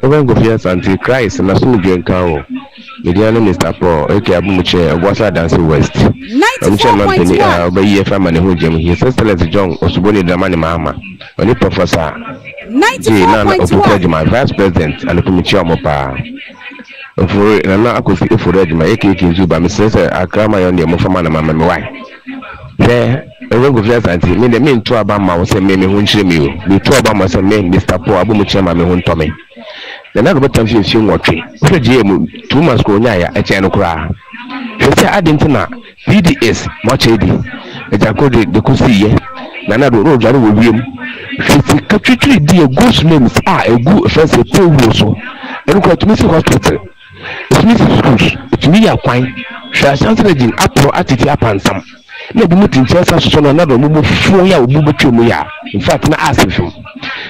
Good morning. Akumere elobari yase nano de mba go penny de meka afa ankane hu ni say empanifo ka se say de wode ne kama no yini katama se aboa say John Domani mama the first 4 years no ba ye no o se dum so no o hon to say o so wo se be ya ACBM into kwa kapawa any some plant bi e ba ya obetimi aboa dum so no sisi ya go so mo fixe it means say waba no fana 4 years no obehwe ahihye ama na gina dum so ne hu biom Aduanaba Kofi Asante Reverend Mawache when say Mike no beja for gina where I bet feeling bread or watching Bantima. You are OSP. I withdraw charges for a fugitive. Now, 110 so say a kind. So OSP, you all the one here. And then we got say pan of every guy. And the BBC for Afa, Al Jazeera for Afa, CNN for Afa. Aduanaba Kofi Asante million Mijidi says Tadie we the enye bibi eye bia GS for na amescoti adia chief of staff kan enti enye se bia waya adwuma be se 1 year ye ni na ye nim se GS so wo sha adwuma se ye ntwia o just within 2 months but all me se be take 4 months and I say 7 months e kwa asan ya ye den ebi kura ti me take 1 year enti san crofo no kan wana me gidi se o mon kan just that letter na buy na intimian state intimian kan ade chief of staff we kan ye na me gidi se nhihye wo ho no ma omo ye se ne be ya san crofo ni na omo wa system mu dada just that omo nyan ko payroll so no ombe ko payroll so na omo a ye kan omo asema eye omo a ye employ mo after December 7th no so no ye be Honorable Kofi Asante, good morning. Because AFRIFA kwantamo Mohammed Kabir Asante for the Kase free BDS super. Honorable, radio best ya papa. Ya di nyina ne mane enya vote ka ho bi. The best thing say akufa na mistake na. Nti omo a ehse wadaroma. Adwuma omo yes, omo ye adwuma nko a na nyi fie no omo te dia. Anko modia se de ogbehye baby yi. Na fe ya mo mudin yakọ atodin na ho. Nende omudin yakọ aban yi na etimi atwem gabi wo. Omunya kan bi e na omo to ma NDC Mumbai. You will not be comfortable. Hello, Robert Kofi Asante. Good morning, Mechia Oni Ghana for the Ezra 94 na no pay. Kofi. Mechira Yewra John Dramani Maha baby obia onyamenka no ho na zuba so mechia no say o mampeni nkai no no mfa no mbambe ye KM boss o maye. Yesira obibia obayi ne bia na ye de sunsun beta na chenye zuba nko obibia obayi ne bia ye de sunsun beta o machi. Anope so. Kofi Council of State no mo yi omo no. Me to me dear. Me to me my dream party am de ankaso ni mfa so ma. Because John Muhammad way or ma ho ni ri ho or chief of staff ho. Won krofo baby atwa no so betimi atwa. O ta say eye Ghana sika ana eye sai no. Anu kro de eye nka wo sanko fo nko to 31 nyina ne mfa so Ghana sika. That's this morning I dey omo. Awurade na se ye nkama safa ye ho ade ho. Amos the just type order. E put about to me na papa and somehow papa mi chichiam munya munimo tiefo nya wacha ye frema ona busiru Mohammed no takwa nsoyi de mi kan nyina ne se mpanyimfo se otubo bo ban a eno ana ba so ana mpanyimfo kura asese se abrofo nim se ona ka bawi adoati a anko hwe ehunu yie e kai se ye bontoa mama ko nesi school omu bia boje so ye yempala wo bia sabi o tepra che de omu pe no no musaka no de omu pe e no musaka no nti for me de me e ka me ko anka mo ye nya ye de hwe so omu cause abana ye koto ya na so fa so na nursing for no omu twa. Reverend Kofi Asante, good morning. Mo ho te se mi se mo ho ye Sire sama chuma fo no a omukoko bo nsentwofo no yesire se Ghana police fo nchi omo because temo na NDC ye wo position no ye kaseti sa machuma fo ya nini o manema tutrase mo mudie na se NDC fo mpanyimfo no bi ene kofa sa machuma fo bi gu kwa omunsi omutrase no mu se omugu party na anim ase omunsi enyansa no munya Jimmy no munya ise Jimmy no say ndisi fo mpanyimfo no mukofa asa matwuma fo mbegu no omo Jimmy pa omo nsu anyansa Bon Kofi Tarundi Mami Chala Jinji Mami Chia Njina Abdallah na Honorable Masaudi Kofi akram kan say mpanyin na ese mbɔ na ba so edwuma pa wodi ma Ghana for on ba nche 1 month nso yehu sɛ nneɛma ɛkokɔ so na bibi a ɔmochi MCB before ɛkɔ mo kɔ na modi amanfo begu edwuma mu bebree sɛ mo bɛyɛ ebi kura unqualified kura ani bi na ezi a ECG hɔ ne mɛkɔ so yehu yie no dano gina minister ba bɛkye ne ma bɔne ɛkɔ so hɔ nti amu nkatibɔ ne free hɔ yes remo jɔn ma ne ministers nkatibɔ ne bi a wɔwɔ mu a wɔ bɛ sai wɔ amambo no mu yi no free hɔ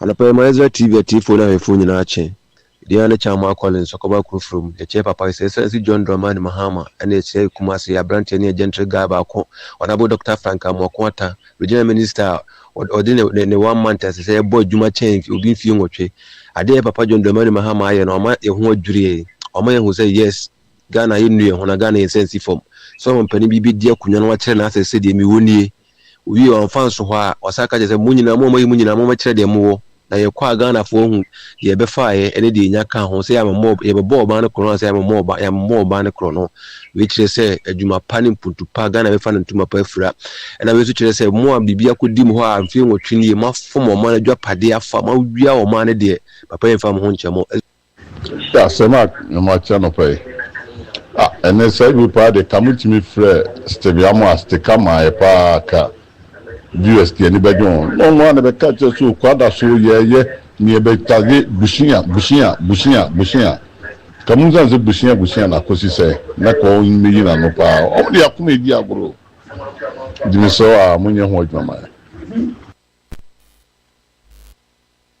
right for yakoya Samba higher Ezra 94.1 Ezra TV and so and our channel. We are back na in free and commerce.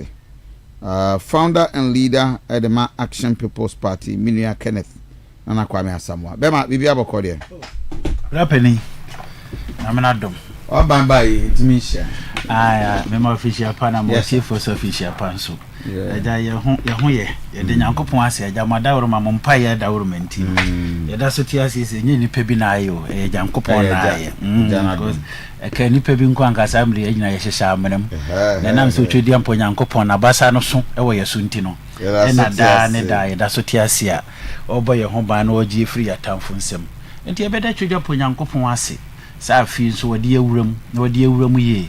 Nenu so obebo ye nyina ye ho ban ama afi no ade akwa wieye na na sumdue ene ne dopa no aka ye na so far anyama akose abaya mo hwe no na mo sakan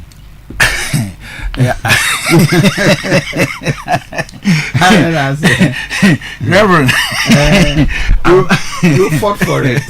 Yes, abaya Ghana for enye abaya Ghana for nyina na ye hwehwe de saka. I now we can say that because majority of Ghanaians. Yes, abaya Ghana for hwehwe ne saka na onze menua we ase no ho eduru ba bia change e ba eye because any pakora oti ho na ata fa akokora no a sometimes you need to shift position and is true and so they say enti se change a ma wakwan mu a unhu Nyankopon ne munyam yes sometimes you need to test God Nyankopon kora to da anye da bia na ye panacho sometimes we push him ana some Naija wo your Bible sometimes you push God no test Nyankopon enso na ho odin enti change na Ghana for hwehwe no eno na awurade Nyankopon so e dia ma Ghana for but not because say you change into you are coming to use the change to abuse the people eno ne ade a Ghana for se be ye mo power na ya no mo free say me na me kuta tumi no nti dia me di be ye bia na emfa mo ho ya na wakai na no de tu onua nti no se wo ye bibi sa amre no ano ahwe ho ye if you say abaya dia botechi na no aye be say timi dia boba da bi nti so antie eno nwamati kopo enti aban ne de ne ye hwe animu Onyankopon so abo ye chidwa me ye de aba na emom ne ankase ye de aban na benti sa aban ni be ya de ne nse ne mfata na no so ye nka da bi no ye beka because na no obi de ye kan enti wo so de na aba ye beka and so far so good ne tutu ya wo tutu ne niema wo ye I mean early dates yet enti no yentimi nka say but ye hwe animu say ebeye ye na aboa magana ni bi anya ho mfa so. That is the most important thing. What has been the outstanding decisions? What have been the bad things you would not have anticipated say you do? The main person you be on first thing corrupt. Say almost had this corrupt no say be wura wo ma we mo dia. Reverend, we between the NDC and NPP no a say ye kapa abaye kotu yi. The numbers that they achieve no nanka MPP numbers. The reason being that to say Osha Ghana you want to be for so omunko for nanko. Oh, I know the omunyasa. They didn't vote for NDC. Omunko for nanko. Oh, I know the omunyaka. They beto ani ato no. Obi obeka cho say the nkrofo ametu bia oboa. MPP for oboa. Reverend the America say say MPP for so nkrofo ametu a NDC for so yes nkrofo ametu. Dabi yes nkrofo ametu. Because 2020 no we got almost as about 6.2. Over 2024 is just about 100,000 different. Yeah. And definitely, they say, young crofo and the comedy warm wa, ye casa no munte, ye trasi ye bebo warm home buying. Okay. And we maintain them. A drew baby, a diani cranny and yabini. Mark a cry and yabinum, Tiama Melodina Nufu, and soon your chin at your whole game. Zadias ye. Says Yana, and I'm by a fair so here I was at my phone. I am fresh. On say Asumbi. If for nothing else, pressure can kill you. You know that. What take of a Kofado about now or the trace you come? Now pressure near to now one. Na Kofado government and now man for to a pressure that almost ultimately our down for. Nanim the one penwa sound. There be a soon the film the buy you and nobody should complain about that. But I may partially say change of government has released a lot of pressure on people. And you can attest to it. Because first the pressure net that Ghana for so. I drink net that Ghana for so no. And you been in it. On say yes, I buy any BBA one finding there is no better changes. Nana kura say DDP for cry you tell mo kabi kura say pressure free almost. Yes, that is part of it. And obi betina sika so no obi nso ba obi release sika ne dia manfo temamufo say monye na momfanya adwuma ya gye musika ya twa mosakola me dia menye saa de me de be mam no kura release pressure. That a lot of pressure has been released. We share the appointment of John Dramani Mahama ya. We share the younger generation wa do omura bani mwa. It released pressure to the youth. Because youth not as yes we dey ye no. Na wo ba no amaye adwuma wo dey ye no na nam fom. Enti ebe hu ni nyina release stress and pressure on the people. And this first no me nua Kofi. First wo na ma wan kasa kadokore pa na me enum nukure. Yasuma udwom kura na utiri ya because we has changed. And I make sure say a lot of things has changed. If nothing else, if for nothing, and you might be better change you nipa brabom. Say nipa sorry 1 minute pia about 1 year to December 7. That there is a lot of pressure in this country. You know it. And it's a pressure anyway. And really easy. Monya butre ya totoniema. Onyankopon wasi achia enso emuyi. Yabeto to niema ama eniema atuto ye ama obi anya ho mfaso ye de ye gitum say Ghana does not belongs to NDC.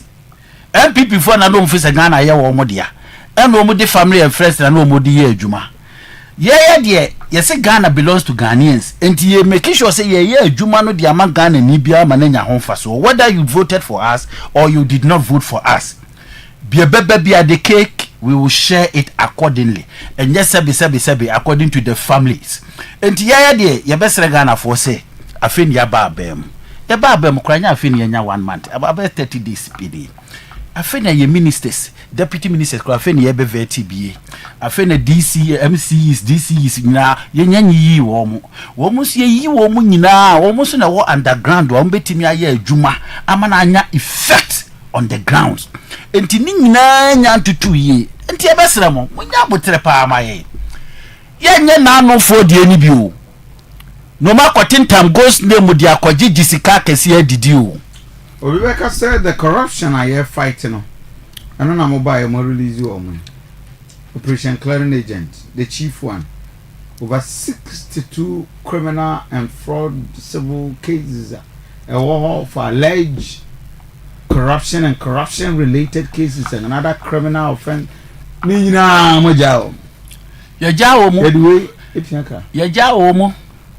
It makes sense because our banner what is one politically motivated cases and an oil because for the past 8 good years so what timidi will be as some 8 years inconsistently now the neighbor now you change judges you change lawyers you say for the past 8 years it means there is no case against the people who case here Nana Kufuado me kaipa I remember one former communication director Nana Akomia was it they have a list of 4,000 NDC members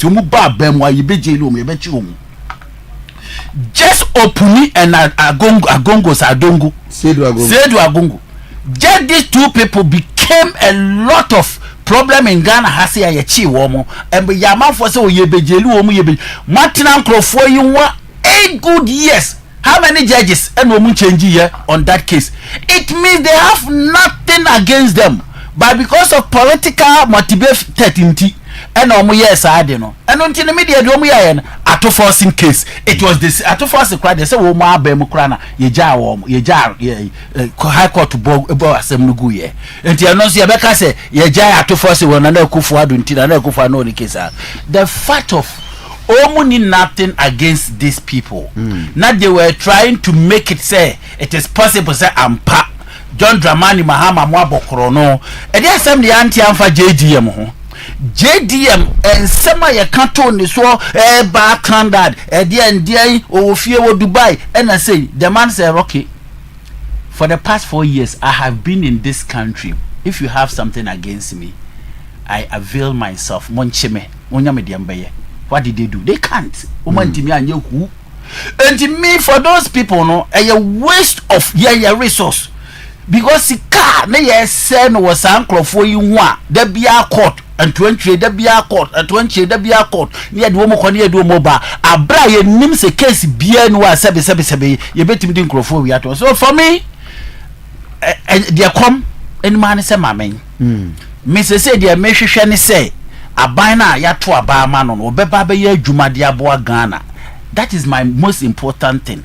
So one also banners will be ya dia enya yenya ye besa atena ha aka abonachi. Nyese sebi impereduasa ye beso so sebi nsemfo so amana koye na anu die ni bi. Enti so wo ba na wo ya de na ya ye beka are na na kufu ademra mo ba ya mo di free SHS ba ye. I mean we applauded them. So at least there is one road a fact massy in one bypass to a friend is saying a Pedra Junction. The Bia Menam Kwani should be a say, ah, Aquari and a Kufuadwa ye dear, the Biala, be ponyting, and to Uba now we are dear Yabeka, we yet Nanya, Yabeka, so they should allow us. Necessary Sabi and Yama Biso now mount for taking advantage. You know, Modi no, we're not gonna do that. And yet the best regard for say a bino a friend was starting a Juma. Ye shene Juma, ye nani edina Jumachi. So yet ne ya beka. So yet na ye beka. And necessary ye beso near Maswa Masabi will be by one timinka, send our buying into was made a buying into the way you be no. Okay. We are not going to do that. Thank you. Tell me the carcass, Mama Odi for flyer. Because I am here, Domoa, Kosiada Ebe, we are launching one of the biggest songs, the Prophet Kofi Amponsa, Apostle, release all the way, and I'm in Okase or United Kingdom prophetic visitation, and Okoye. And to Nyamea Domoa, Kosiada, we are hitting this song, and it's a special launch. Uli Ghana, as we speak, by weekend Thursday there, China, Wababa Bidu. Right, February.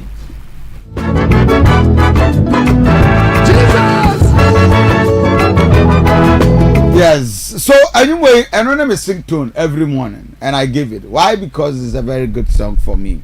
Now, Makachro said, when you have a prophet and at the same time, or a musician, anointing is different. All the way from the United Kingdom, Prophet Kofi Amponsan, the senior apostle. Apostle, my memo china memo kwaba Emra Ezra TV as a radio. Bibi abako there. Yami adum, yami to me to bibi abako. Good. Line also them clear. I'm just enjoying your voice. What do I need to say? What are you? Wouldn't me need 10 minutes to abonte. Yeah, so since the radio, I know a day. I know a day, pa. The radio say. Now, so far, ministry, I think just 18th and which year now, program at the same. Yami adumne mpabo oze emosra kasa bibia yekom. The radio say our way nipa nemo basoria. It's not easy. We bless God. We bless. So far, you were how many branches and a UK and program do do say na ye woman na fe yambra lunch Sunday.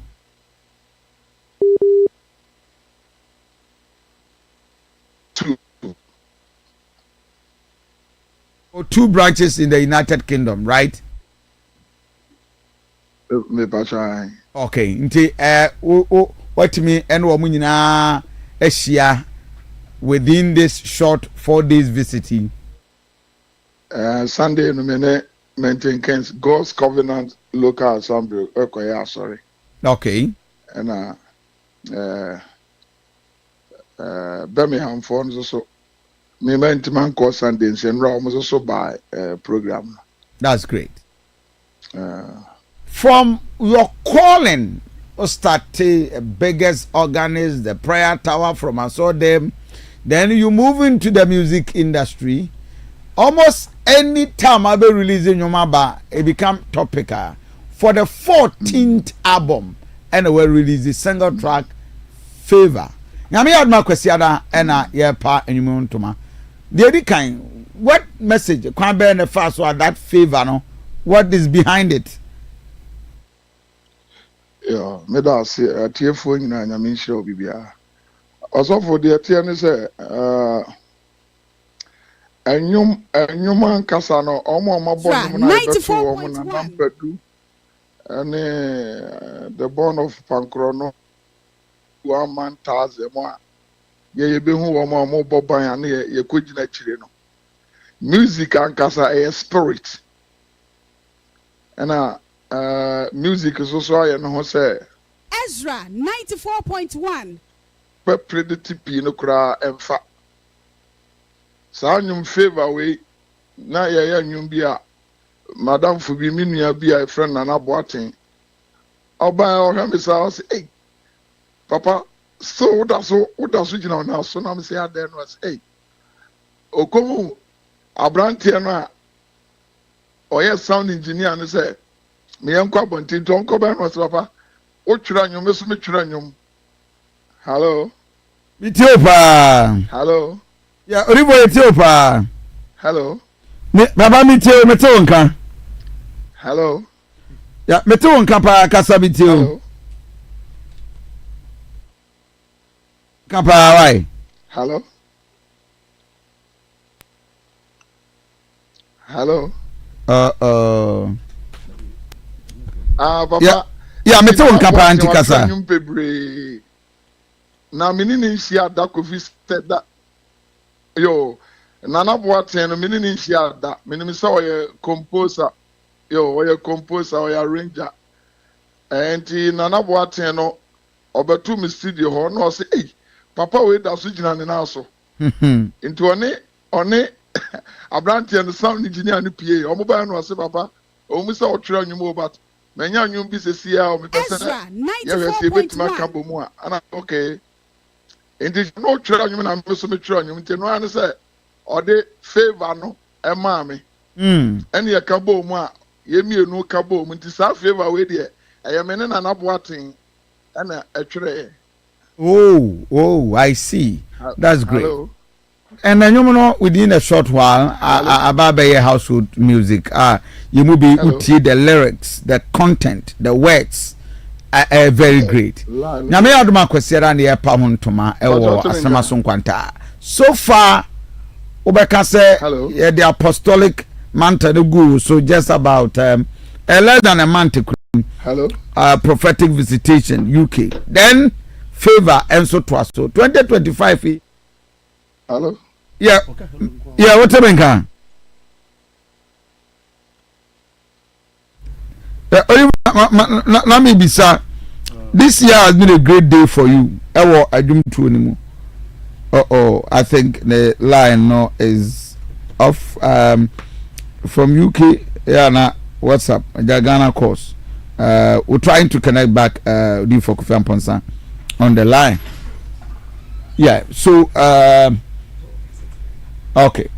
We're trying to get Odi for Kofi Amponsa back on the line. Right, I should be able to hear him now. Okay, so for Ezra 94.1, Ezra 94.1, Ezra TV. Yeguswa yedi nkomo and nkomo is about nyame ya domwa kwasiada ebe enyom a friend of favor senior prophet apostle Kofi Amponsa enyom ode eba out just last 2 months ago, and that is the launch. Mamima Dr. Kwaba senior bibi abokodia yeda nyame ase as we speak minim se KSTU for here radio domti omunga hoye me entrepreneurship department. Oh, okay. Yes, entrepreneurship and finance. Oh, that's great. Yeah. And I will have to invite you to definitely the program one day. Issues be a business, growing your business, idea generation, and even how Ghana folk omu betima exploit. I mean resources are all Ghana. Okay. Na their creative businesses. I don't know area because I felt say Ghana so potential na ye wono. Uchim 100 we are using just about a 10th. Okay. Over reliance on gold and kuku, but in fact make mama areas bear 10. So a muba kukra no can grow Ghana. So a country like Singapore. Yeah. Omuni any natural resource, but omo human resource so much. Okay. In fact, omuni oil, omuntu oil. But they are making it. Are specializing in the refinery of oil. Refineries are one of the best in the whole world. The countries to say Ghana ne other countries then they go there refine then other countries would go there and then buy. So Maui Sheikh Al Maktoum the founder of the present day Dubai. Okay, yes. So uti Sheikh Al Maktoum also say ubi window. Na say usha abonti na say skyscrapers ne how almost develop hodum nyina na say usha. You say some few years ago na hodum nyina ya nwanko desert. But when I went to Dubai, we were an opportunity to share more old Dubai. Very good. And the new Dubai. Very good. Idea is that by the year 2035, that is then, I think I went there about 2 years ago, almost said they will have almost the country, you know, in the Ombekovaso. Okay. Omwa ewo ha omwa near cover Kurunuso. Na ombetimi abi so until they can decide say yebema nsu ato agukuro nim yebema wi abagum, so the country will be in an oven and they can do it. They are doing it because right now omo timi create omo timi ma nsu to omo fly plane in air, so na I told some particles be na I create clouds ama nsu ato nsu no to a omo nim be eto no omo timi echi nsu no nyina harness to the agricultural sector. So they have been able to build the tallest building now in front of Burj Khalifa. Yeah. we no entrepreneur acumen. It also shows leadership. Also say don't take it for granted. So I mean it just came by a deliberate process. In Ghana, so no, we can create things deliberately. I try me interview with Apostle na yen rapper. Apostle, my name said time round the network they good at. Me too nka good. O kasa nyina nso ne yete wonka pa ewo ha. Okay. Right. Ne yete wonka ewo ha nti. Nti me de Vodafone bi kra ma David say. Yeah. But this is okay. So me yete wonka na me bisa say this year has been a good year for you from apostolic mentorship. Of course, I digu so enche and then favor and then you are on a prophetic visitation to United Kingdom. One I beba favor lunch. Nyame ya domwa kwesiada. Edi na yenhwe den awrade omo yenhwe ni musa obeya ama won. Me don say manager.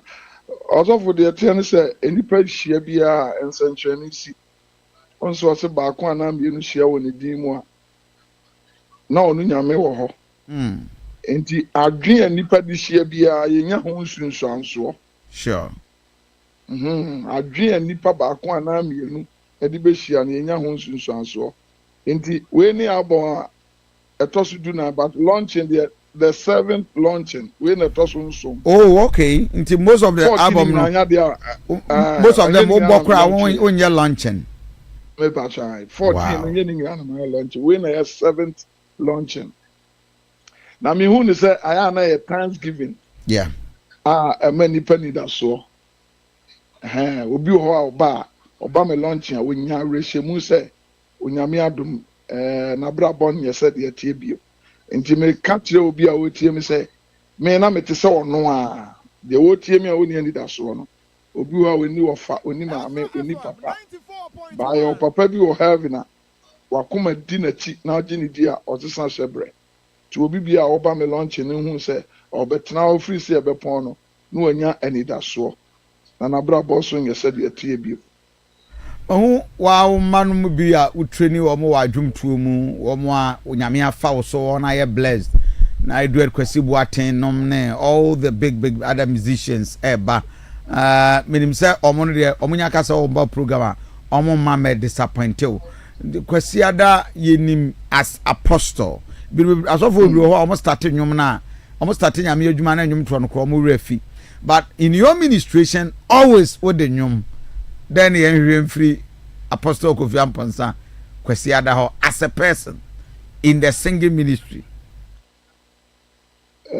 Always giving what people cannot give. O ma de nipa ntime man simple sir. Yes, that is me. That is me. My brother Amebono. I don't do what people do. Debi awo ye de nye de nipa nyina ye na de akiri. We all there for. Abi anti me shut down nipa mfa dwen pi. Because aya na wona madwen no osofo ye tai wuwo. Nipa nyansa bebre bi asambre no ntino. Me kai say me to kama osofo bi okumase. Ena presenter bi busa me say e dey adwen na ba me tima me yes ade. Me ka che ne say me ne honam anwene enti na metima yes ade na ma papa. God that time 2018 na me papa da forma me koye yi. Ena yesu nyame nipa ne hia ka. Tie kopie ho na me say o ka no me pesa me toma nyame nipa no. Na presenter busa me say ade na me say Sami call Hunamwa coming to me, yes, I was able to be in spirit. Intina, meeting me, yes, I did. Intime, my brother, me boyano, meaning Nipan fadring. Meaning Nipan Cassa, and sudden to it, me bompire, we in Yamicase, ye we are name, sana metia. Wow. Inti, what's the other? Also, enya na anu ya no benanti ya One bananti no hu nipa kura me. Of course, I mean, you will be there with different understanding. Yeah, no more nipa be brave kura bi akwa no arrogant. Never. Upo bi a me bu ade ferry ade respect nipa me by minya misumu de me mfa ni agro. And I don't know. Because osra here the fan and the so. And one when you didn't so far and what day so. That's it. That's great. So nyame adomo oba be do Ghana da ben. Nyame adoma Saturday. Oh, okay. Nti just do ya straight na de chin kwasi ada na enema ededa so. Me pa cho nyame adoma. Efiada nyame adoma mehwe se yebinya be wana ye ne wadi nkomo ukoye program nsencheni a nyame ye and all the good things are happen but ene obi a wotie man special invitation na yenya for the next 1 minute kasa na chire obi na yema obi special invitation so winchia the apostle Kofi Aponsan ewo House of Ezra kwasiada ebe yo medas manager me to men safre minu mo mpanifo ne nkwala nyina se o mmra ne na nyame ase na enra misua evangelical study bible ena mi ko hu se onyankopon a obosoro ne asase Elijah freja ija no frey na se nya ono a ne frey Abraham ne frema no and to me, according to Genesis 18:36, and was say, Obia can Elijah and afraid, but Elijah, he called the name of Abraham and son Ejaneba. And he, a mammy will say, we are sister, we need father. Now, Bompire crowd bread. When you heard about Elijah couldn't able to call the consuming fire unless he called the God of Abraham. Nti me to me so afro bibia osofo me pacho enye sika pese baya na me pese nipa behia of course na ye kanya me to me chire obi a oni ani da so they just come and sit down so we ska oni ska na ye hwe de nyame be ye wo rabu ni tempo a ekoso awurade nhyira pa manager nyame ya adum efiara e binyam re na be wana ma me UK video na ma fe UK Adamo Radisha Wongosrani Adomo Odo Yenejuma Ebinyamre Ghana for Nyinajo say that say the senior prophet Apostle Kofi Aponsan the founder leader at the House of Ezra Worldwide Ministry and Amote Sienino aiding common of course all the way from United Kingdom Nyameya Adomo Kwesiada ye launche the Favor album Kesia but there is a breaking news from KGTIA Ennin here. And this breaking news, HRS armed bodybuilt men believed to be metro men asked Tommy a space almost say almost a car loading point. Emma Mabruna or so one tiasia Emma Omodia Bueni or it's so scary, very tense situation and a real Rambo style in a way out and an ocean CCA. This is it. Boys, almost Tommy ho. And almost say they have to take over that space, normally a car loading. Mabruno said they be NTS you trying to have for all this while, and that is the situation at Ecoso. Michael, Ediana Ecoso, our KGT here. Hello. Yeah, Michael, Ediana Ecoso, boy, in then Ecoso KGT here. And I'm watching a mobile. Only more KGT. Yes, you oversee you on some students did and Pabua, I say. Some students who are Pabua, I say, and now move and say, and if I don't be at the team on Momocha or more the Pamo F1, no more the one I Larry station, some no idea. And the Penjik at the Hanum Kakrabia. The Ama Penjik Bichenaba near. Much of my phone bar, say no. And no, and I'm confusing so much as a Mujana or Tom Papa, I say no, so I'm first returning and call for say, Omumana, Emetamu, not to my phone, it's on the reverend, I'm not idea. Returning and call for other people, I say, or more Apamo, or more much of my phone, as I say. Now, I will put it for the Ethan back over and chain. and this are on the end, shed the air course of our thing. Papa, Ezra, Major Similia. I'm afraid I'm afraid the bonnet. Yeah, I try almost 20 years. I try for and Kadimshi. And none of us, you buy ye Sija and much therefore. You only was a Kofi the Mutu. They said, at the Apodia in the kind of on by an say no money in 3. Now, only 100 base station. Yes, now we have a station by any 21.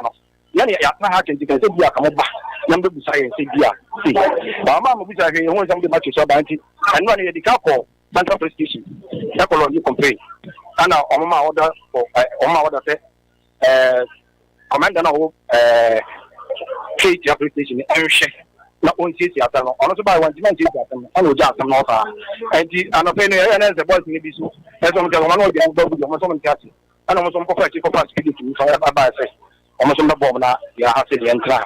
And you can feel some of the station, almost one is all family. And you until she didn't pack or comes on my mayor you have. You didn't put the another one of us, so yeah, on the one organizer. If you see the more serious one, look for police, I can mind you, most of the Indian community. I said, like a person, you said you are from one of my associates. Like as you get, and because I think you're fine. Almost a fine, your money papa is on top and body. By no, Yatanma, check. Ya, Pompote, cast the planet, and casting up my tune. They say, any of the Panayo, one group, major road, I done one group. Why, Pierre, the casting, I just stop it. And there's no other time you would be. Okay. Make us for now, dear pinche na jai. Reverend, see, I'm not going to pinch in the speech and corporate. I'm a mature man, and corporate free. I say, that's what else should be a business a chase here. Mamma, I was living ever sound change. So, Doctor Edmond Compra. Yes, sir. Mamma, you take, I mean, primary, I think you finished with your preliminary comment, right? Yes. Okay, so you're dealing with OSP, where we're taking Foriata from the position and our to red alert now for young swearing of Council of State inclusion of Sophia Akufo teachers are here dismissal anywhere you want to start from. You have the next 10 minutes to begin with. Okay, Reverend, thank you very much. But I may add it. So I mean I've been saying it by I mean I can say so far so good. I'm say we almost 2 months until too early to judge criticizing him. I said to judge him. Ono also I can say a man 4 months until I think say charitable. We can only comment here and there until say I mean the best one 4 months no a best one. Then we can really do a good assessment and then take him on. But my kind of several times say areas while here a bay amanamano pitfall the area of security. Yeah, my kind of several times and then so I mean Mesa Kabim said on funny night Ezra FM 94.1 I mean say I mean Ezra FM 94.1 it do baby I na or more attitude na yeah like that's a kakaka as a jumano or mobile as a money adia a criminal I will say or mutimi face crown and no mushiki I mean nano I mean battle none near Kwakui Council of State we saw it clearly but Nyom Koyi Emsen Nradi and there was massive improvement very now I'll urge them on say omo enkoswa now omo mother kind of security no I mean persistent near who play no CCR no I was say macho men and I say tax akọ baby omo pese omo sisi hono a clear indication say omo fi so omo betimi aye bibi omo pebia with impunity enti no near masa no omo treating us criminal case and I say I mean case a year to trust them tajiri my mfuafua ubia so yenso so ubia so babia emra no da no emra no ento ye mamra enye adwuma na yenyi ye ho emfiri niema mu say we ye party we nipa and say we ye party we nipa asemasi anasa or maintain there be it does not come in say ye build the country so na o sha say condone we say me sure say omo coin omo be portray omo say either so obi na asoma omo ana say I mean obi na share omo chi me hwe me police commander say bibia say sia on treat it as criminal case na onya the boldness so na onfa enkable I mean Sani man I was happy say last about on the council of state I mean regional minister I mean ebe muse onu akra mpo no ebe lead the I mean to champion say security ebe adequate substance no on maintaining it throughout say otimi resolve na otimi masade no ye adwuma onu ano 10 ano bebo ano pa na mum say ojemu na so okaze we ye NDC for na akwa ese we at the end of the day omo I mean a big creative problems no amano criminality no any identity bia of course and you know I mean say going forward no and am I use examples and no we say the answer no as a country no will not move forward say enra party be here na enya and obi here it is equally wrong. Reverend Mema, I mean, one example. The previous government almost shall say with 123 ministers. Yeah. Now, President John Dramani Mahama said, or twice with 60 ministers. So far, 59. Ezra FM, commendable. We say we here say we NDC need to commend this. Hey, Papa, I Papa. Really? Oh, that is how you teach your mind. Ghanaian bia who said we are no a better way forward. I would expect say next government ban or say so grant so say I mean you John Dramani Mahama 80 midi 62 it means that it is doable, it's possible. And you know men so may use 50 and as and no there say progress. Okay, na Ghana you 23. That is it. And so no mind the progress. And you change na so in fact nam say me MPP ni and say me NDC ni nti ade no e koso na say enye kra no a there be eno ye friend no tajiri enti no I mean now and there's a president on for the night ensi honum security measures regions ni nyina resec omo enye bold na yen come back to this menace and no and I mean ebebo am now moving on to the main I mean issues I'm happy say president gradually no or Baba swear council of state issue I'm aside Asante no they were swearing yesterday. Yes in your issues kakra greater Accra and I believe so Western North since ni na ya resolve ni na omo as well now but bigger question a reason and say council of state no do we need them or not a time and a opportunity said unbelievable in that we are not sure proposal this government am having a constitutional review yen na no ya ni enye ho yen chonko but enka yes majority of the people are expressing sentiments after all more advice no president a partner offer on pile I mean offer and now on crofonso sound na omo betime etunifo intino I mean ehun here fine. The bigger picture no scenario lead to that. Me I mean near ya wo ho kra no say I mean me amount na candidates ni be etua to be elected. Me who but I mean alleged. So sir I mean me tie one I mean sister station. No echo two figures between 40,000 to 70,000. I'm saying, wow. We did the special prosecutor should move in, but they're difficult to say obey moving or say onya. I mean onya evidence. But country, no, where are we going?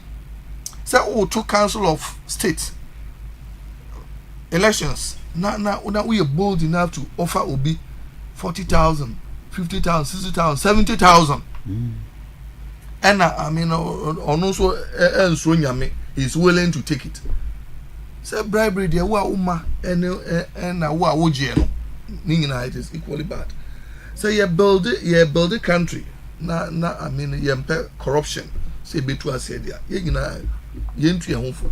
Yeah, yamma, and yeah, so Ghana, so say, you trouble you as assemblyman, and ye easy thing, crowd. And about to win PMs, presiding members, crack. Now, presiding member, quack to aba, now, OG 40,000, 60,000. Na, me, Osan kwa, advice bena, Okakoma. And me lamenting will be draw my attention, say, now the omujeno, and ye omunkwa mpuna, it take you omukwa, assembly men in so the GB. And I said, what? I hope suddenly all came and you true.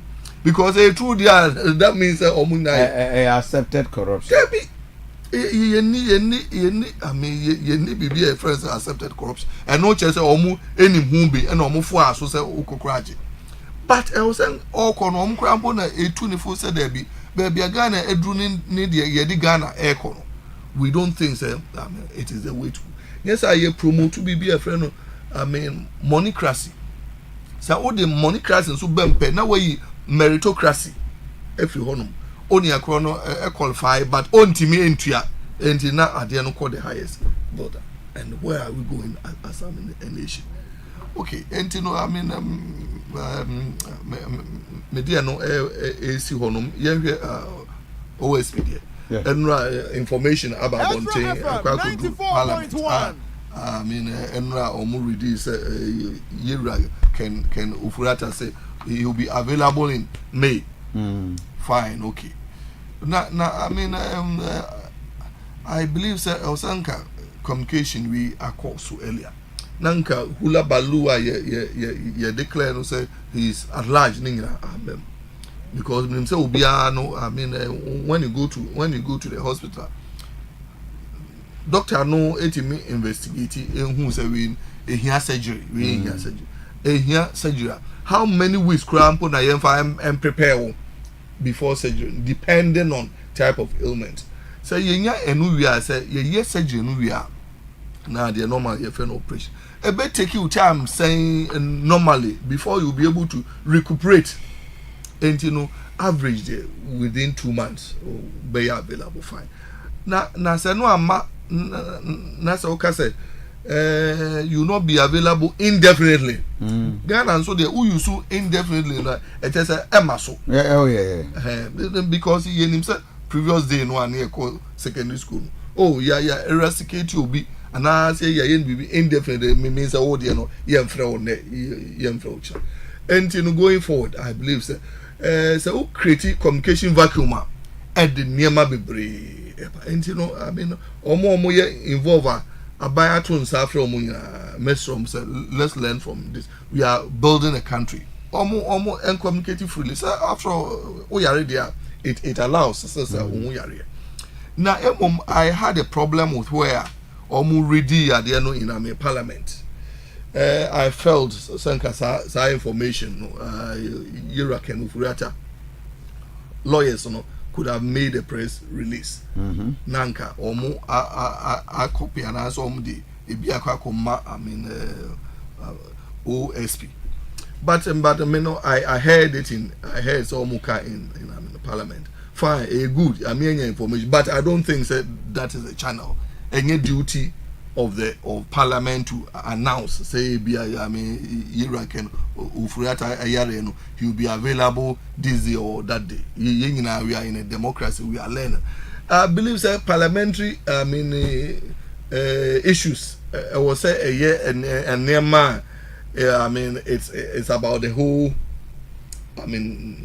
nation issues maybe from the executive to parliament laws and but me reduce to this. Yes sir, I mean say inviting next person now or also available or also a better parliament napa and me believe this as a continue in that agenda here reduce the value and I say prestige parliament or less parliament or more concentrating on duties now issues are. But I will not say a trivia because of phobia, but tangential.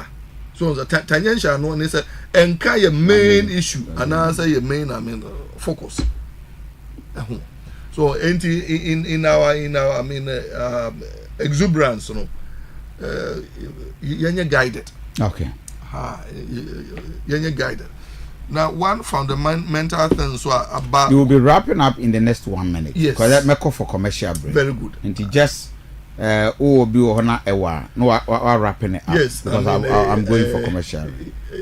A very brief. The brief no and it's a stakeholders in MT in the Volta region almost share educational sector no.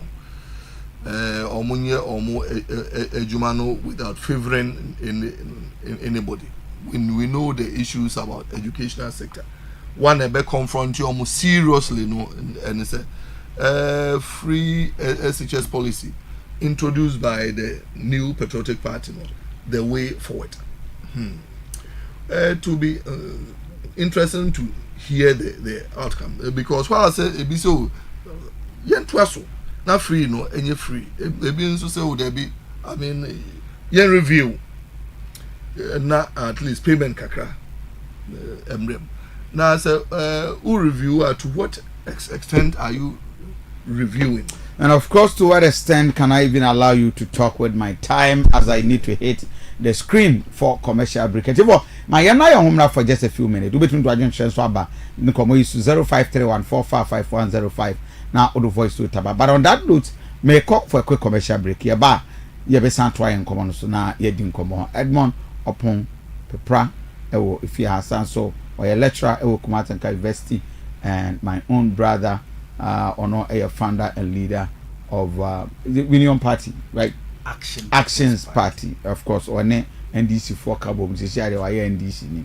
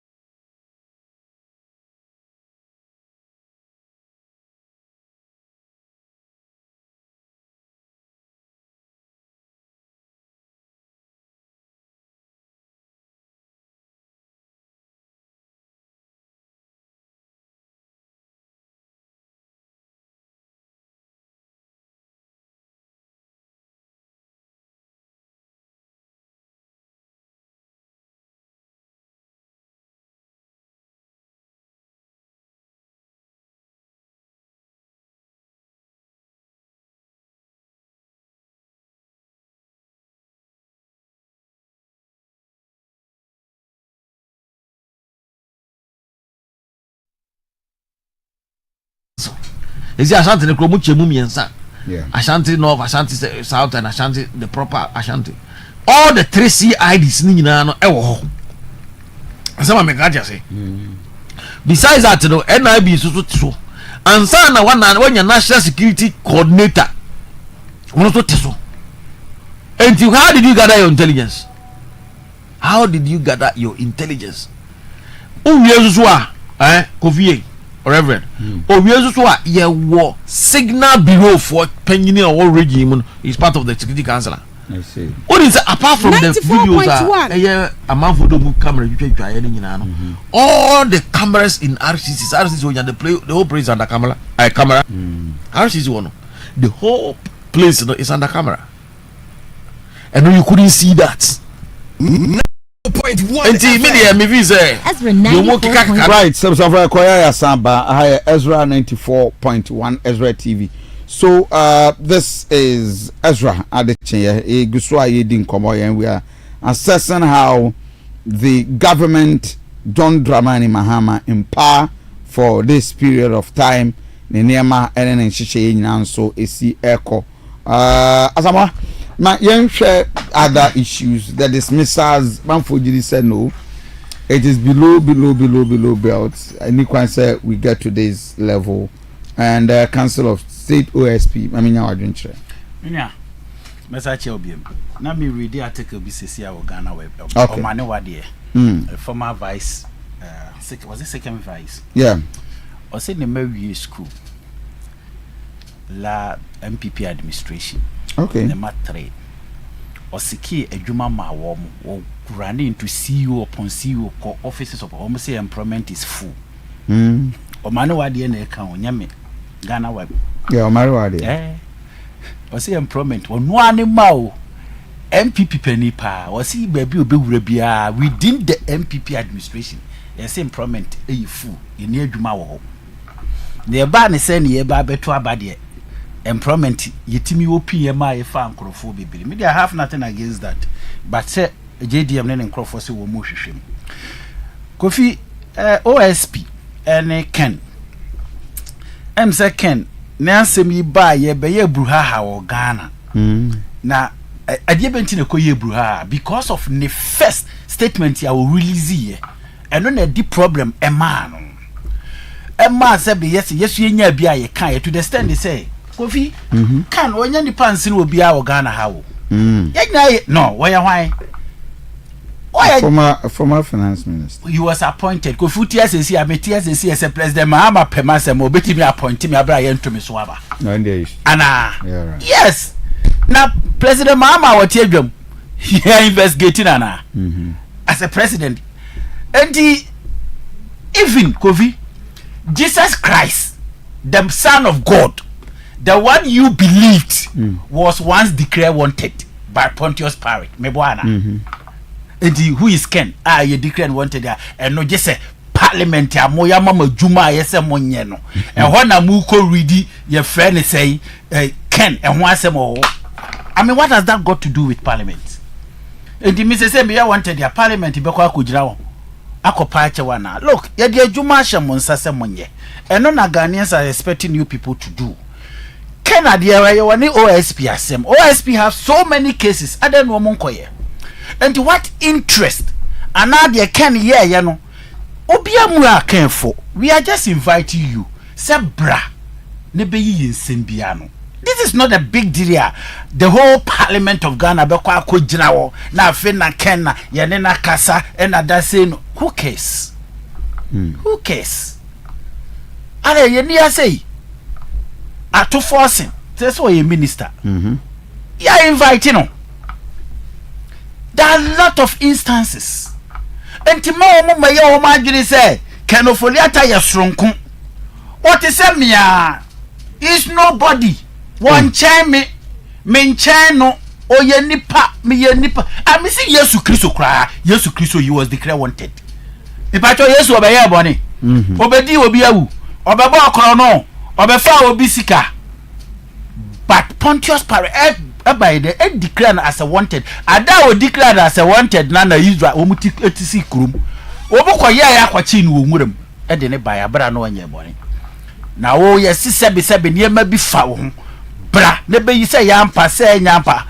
na wudwane a eno kura no wo ma bibia be shema adwum se ne yampa ene se kira se di masa ya de parliamentarians ne ye na o ma gisa case we agina mu asive se wo mo ye judges and what lawyers for Ken no so mo free say parliament wo mu ntimi ntina wa wo mo free wo ye mu bia ye ready to do the job I'm telling you mania a trutrasem se be mpeleduasa yeso obi funkum a ye mfumu ndwa ma ban na aba power echina ne ebubu shops echina ne ewura office ade achi ane yesei masa JDM se wan sori anyina se ne na me bra e ka sa security issues no eno na de ne the downfall e de beba no se wan sori anyina se wo ye party ni ba wo ye Ghana ni na akoye tutu asem a emra ne uni won twe ne won firi sa ade ni because it's getting too much.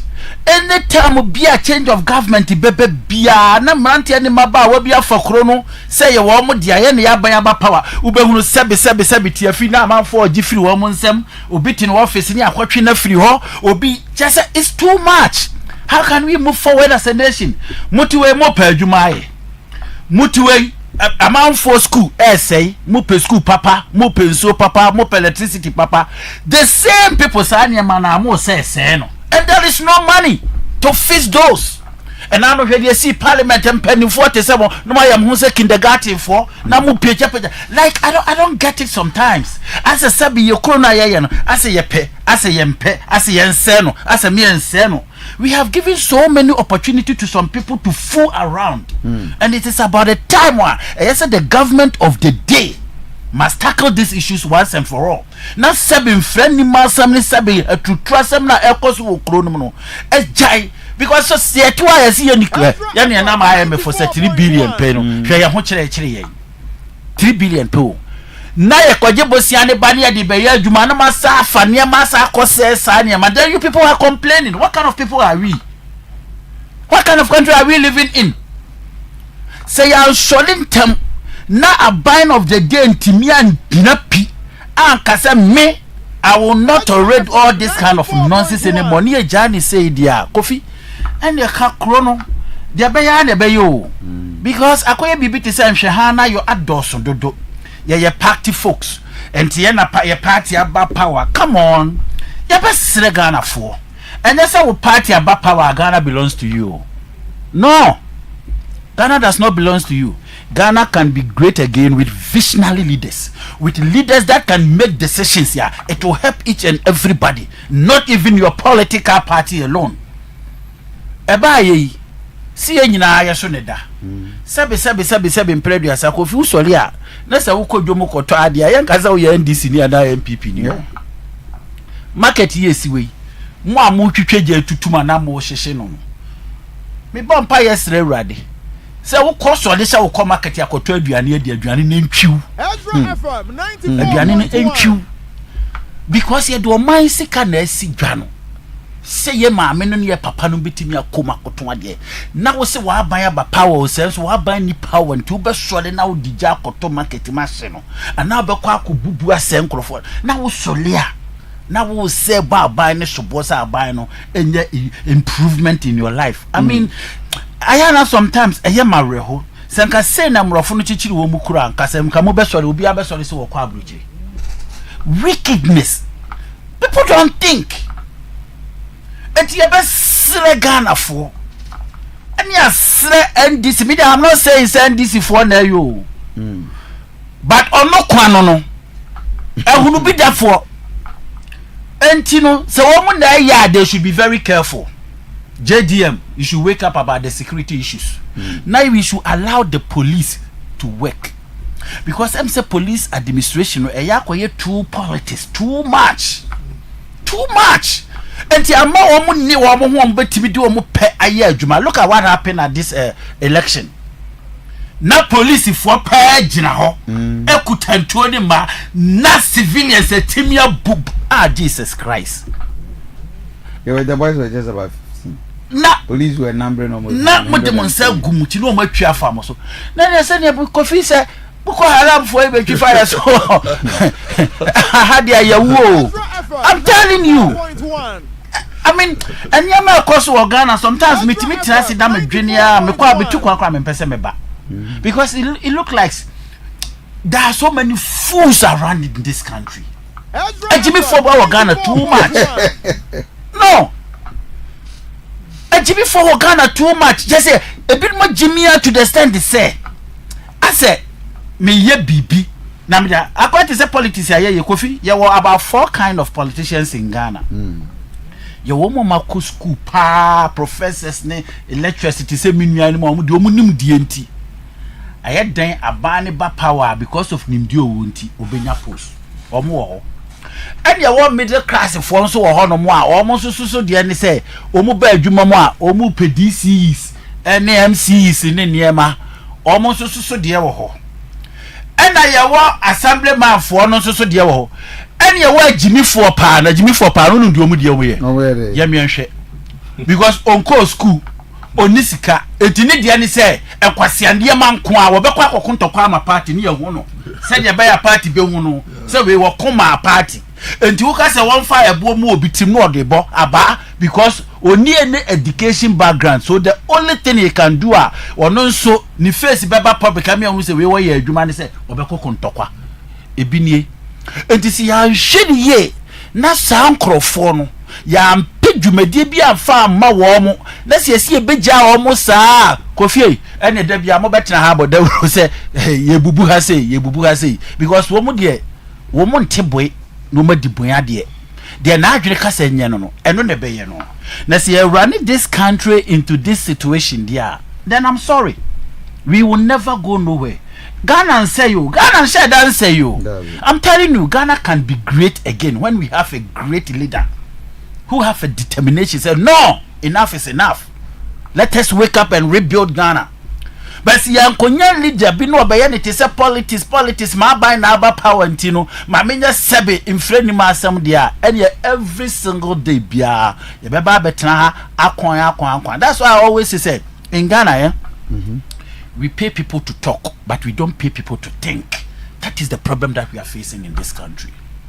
Ube huna we say we political comment no abetena ade ne nyakora wo se ye no abesososoa because ya mani sika kakra bi say wo de oba ka asempafa efa ye ho but knowing the fact say ade na wo ye no emwo koro no emakoro ne nkoso emakoro ne ndiye yesole a ye de ya no obo ye ho safo hini an ye wo gold ye wo diamond ye wo timber ye wo bauxite ye wo wei menua wo ko wale kora anwe a gold ring kora je se wo ko to di Dubai. Oh yeah. Go drink. We always go. It's so expensive. So yes. You can't even buy it. We always go out there and beg for the things we already have. In and Dubai. our first time I see Dubai Gold City, Gold House. Now we do the gold need be cry out there. As I said, we here Dubai. We say about 90% of them are all from Africa. Yes. Real gold. Yes. Real gold. Dubai. Oko New York City. Oko New York 47th Street. Masa, e wana wo pe gold wa. Wo de wo kwa America, wa be kwa America bi akọ New York 47th Street. Eti se aduma nyina gold nkuwa ne da. Abroset was 100 from 1 to down gold nkuwa. Aso ye wo gold ye wo diamond ye de we e wa ha. Okọ ye wedding agese wo kra. Ye mpanimfo they don't think omo nwene nkwa akire okoka yesi odi paniatem. So how can we live in a country where buyer and mpanimfo no and it's anytime we I always say education is good o master we dey mean do atem school a year papa it is one thing Ghana we did not benefit from it upon all nkrofo aye wo mo school ye kuta PhD emeritus hine Masa, when you meet them and take that certificate away from them, it cannot create nothing. Or was it because they are not be given the opportunity, chance to say, Omofanye bibi? And tia best yem penny for. Say, Omufye, let's a chronomuntimi mua, Omunya Fama Yan Koran, because we are ready to do it. Of course, we are ready to do it. We have given them chance upon chances to say Omubetimia creating noble environment for the good people of Ghana, especially the underneath. Only beautiful. This is a country. I quite to see you choose as a president here. Now I say, but whatever. I say, we know family pen the baby. We know family dear. You don't care. This is a country they do 10% for the nation and they take 90% for themselves. How can you build a country like that? And now we are. So when Jessica and Wakoda or a hospital, the most expensive hospital. What he has said now we see agenda 111 up to date. You say about Christ with operational. Me know me and yɛbɛtumi anya sika na yɛde akɔ ɛhɔnom we can't ɛno na yɛ na yɛka kyerɛ Ghanafoɔ no pampa nso a wɔpa nwoma so ɔnyɛ sɛ bia yɛnum denti o ne yie mu nti na yɛ nyinaa yɛpɛ so wɔn ba wɔn bɛyɛ na yɛ ya we benefit all of us and the sun here can say so we also na anya ya yɛbɛka. That is why I always send a signal to JDM say the opportunity that has been given to him this time he should use it wisely. Okay, but it's also by ye na no die ni bidia hi and the boy and somebody ama warm. Okay, Doc Maminya will take on the second issues. NSS Atinsamunyandwale, the ghost names and any other issue you want to touch on. Yes. Near a year critical to me, no a fact say or buying employer or mono. Now, no, I mean, in fact, several of them are buying so I show letter about say or more appointment no, should be on hold. Honum hear me because there are potential security issues. Enka so say in the normal sense no so say I mean onye adwuma wonni any livelihood no o senka government grant me ba ebe so asekakra because o part of fundamental human rights. So say you be a friend say UN charter. UN charter no e provide for niema bebre eno mu na Ghana for echusu yen de fundamental human rights are chapter 5 of the 1992 Constitution. Now, I mean, chapter on human rights, it talks about right to livelihood. And no, just say, nipa bia no anyankopon awo abawiase no. Enka ye normal dia o senka unsa ko ano. Ana say unye sika kakra eto ho usi abonten na utimi to ade ba ku mienu bi. And only a friend say right to livelihood. Countries be a try say or mobe ensure I mean right to livelihood. Intiama ebikrama bibi a friend unemployment benefits. I mean say countries like Germany, Denmark say I mean okwa unemployment benefit or no ma just say wa onye adwuma no at the end of the month government man bibi kakra a friend on social security. In fact it been so much child support in several and oh yeah at the be a brony friend safety net a government a provided na ama omo me vulnerable and also omo echiro omo did them one way or the other so benya right to livelihood na ni nyina no asikire no ene say government na sika ni nyina ekwani nche ekronim taxes nyina government na eje and so my for no omo ho kire omo a government duty number 1 say obeba bontena no so assist kakra say the be reduce security risk no no so we previous government no omo introduce it say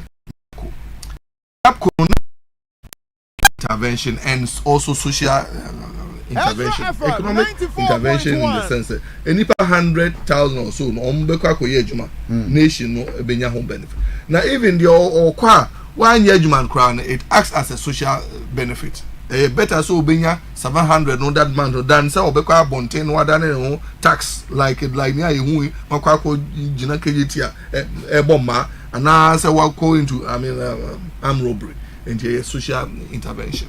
And you know countries are social interventions are any honor.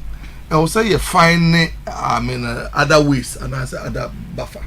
And nothing that we say government say oh I mean you employ people into the army.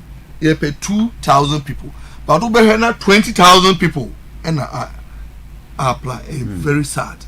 And it's over 2,000 no we are 18,000 no I can. This is the bigger picture.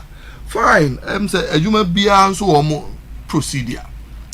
And no me say buy early hold no say or person or say or for rights right the business. But of time another time but once I want fan of I don't see anything.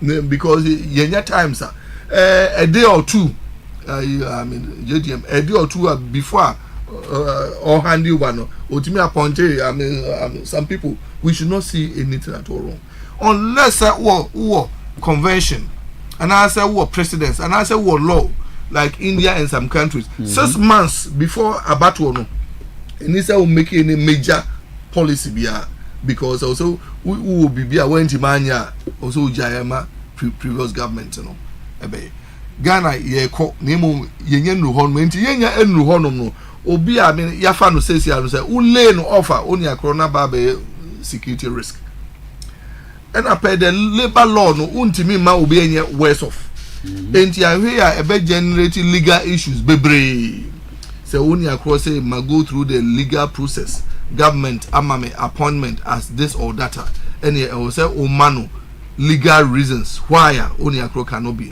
employed. And I would rather think and I say I would rather propose say whilst Oma or I mean who go through process or assess or more qualifier and I say or more qualifier no my process no and continue but let them continue to be in the employment and you say who we are over find out so we will go through the process maybe as a 20% 30% or the omodi emrano any omodi I mean ubeti me yomo na mom untimi nka se nipa ba ku mienu ne miensa bi omo process no nye enti no no affect obia yes I mean you have not been fair to them in local no yes everybody is presumed innocent until proven guilty ha enti yen hwe hon say the be yen invite lawsuits bebre and I say nipa no enka say ya mama appointment letter but at the end of the day government no or say or ba be create jobs amaye no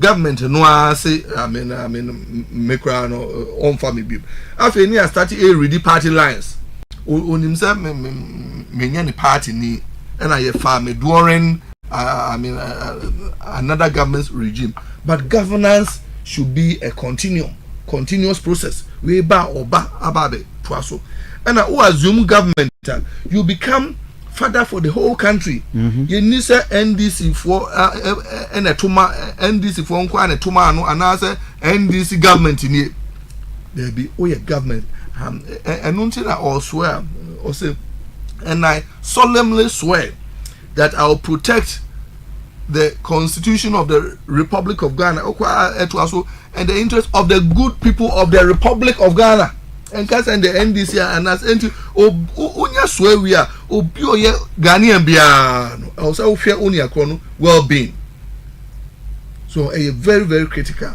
say unya krono falls within the law and there you must allow him but the bigger picture no a bit confront to this government a issue of unemployment because abia I mean abia omo ya form in the army omo hold on so 2000 and year form one I can at least be 10,000 or abonte nurses any others bebre e wa abonte and a free education churn out graduates bebre remember example back reverend this year KNUST alone for 50,000 I mean yes applicants I mean KSU young for at least 5,000 year 5 and our capacity we could have taken at least 10,000 in 3-4 years or more diploma within 2 years or more graduate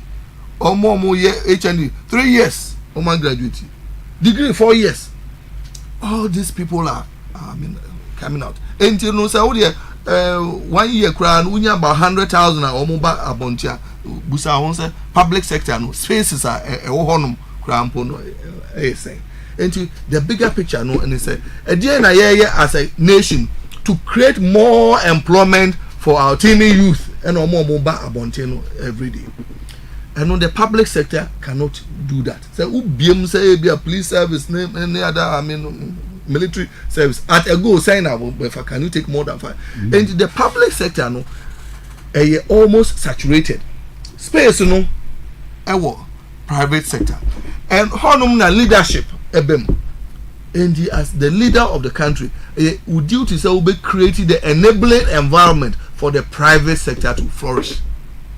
In Yafi na Obama excuse na NDC MPP government and the Kufado Krampo at the end no that era is past. Say the mantle no amount create jobs and then create jobs. Hasay na also uche wo ingenuity e honum na Dubai for example no fix it in. For example, can we create a gold hub? In Ghana, technology being any use.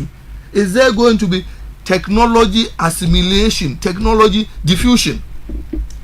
Yeah, gold chain no is so long, but you 2 year per na echo processing is so limited. Resource no in your country, Ghana the highest producer of gold in Africa, in the world. China is number 1, but Ghana comes sometimes 6, sometimes 7. But ye Musa say jobs saying aside so mom say environment and others no so over mainstream streamer jobs saying gold creating. Dubai has created a gold hub area o mention me sure said that place employ in the gold business. But how are we harnessing gold resource and yema leadership and for this area yema people exposure kakra be krampa yema ebinko outside the country Dubai any those enko sua na no momra yempe technology kakra emom so the be we can create a gold hub that can employ at least 20,000 people. You're remaining only at the downstream production of the gold. Okay. But we are London. Okay. In fact, me London. Yeah. Gold, just a small bit of it. Called the cocoa sector. Yeah. Processing of gold of cocoa. No, it's not more than 30%. From independence, we have relied on raw beans for so long, but the cocoa industry, total capitalization, every year, it's about $110 billion. Ghana and the Ivory Coast, produce 70% of the world production. Less than 10 billion. It's just about 8 to 9 billion. Ghana and the Ivory Coast there, but 10 billion. And it was 100 billion. No, akano a hefana echo or more specializing in the processing.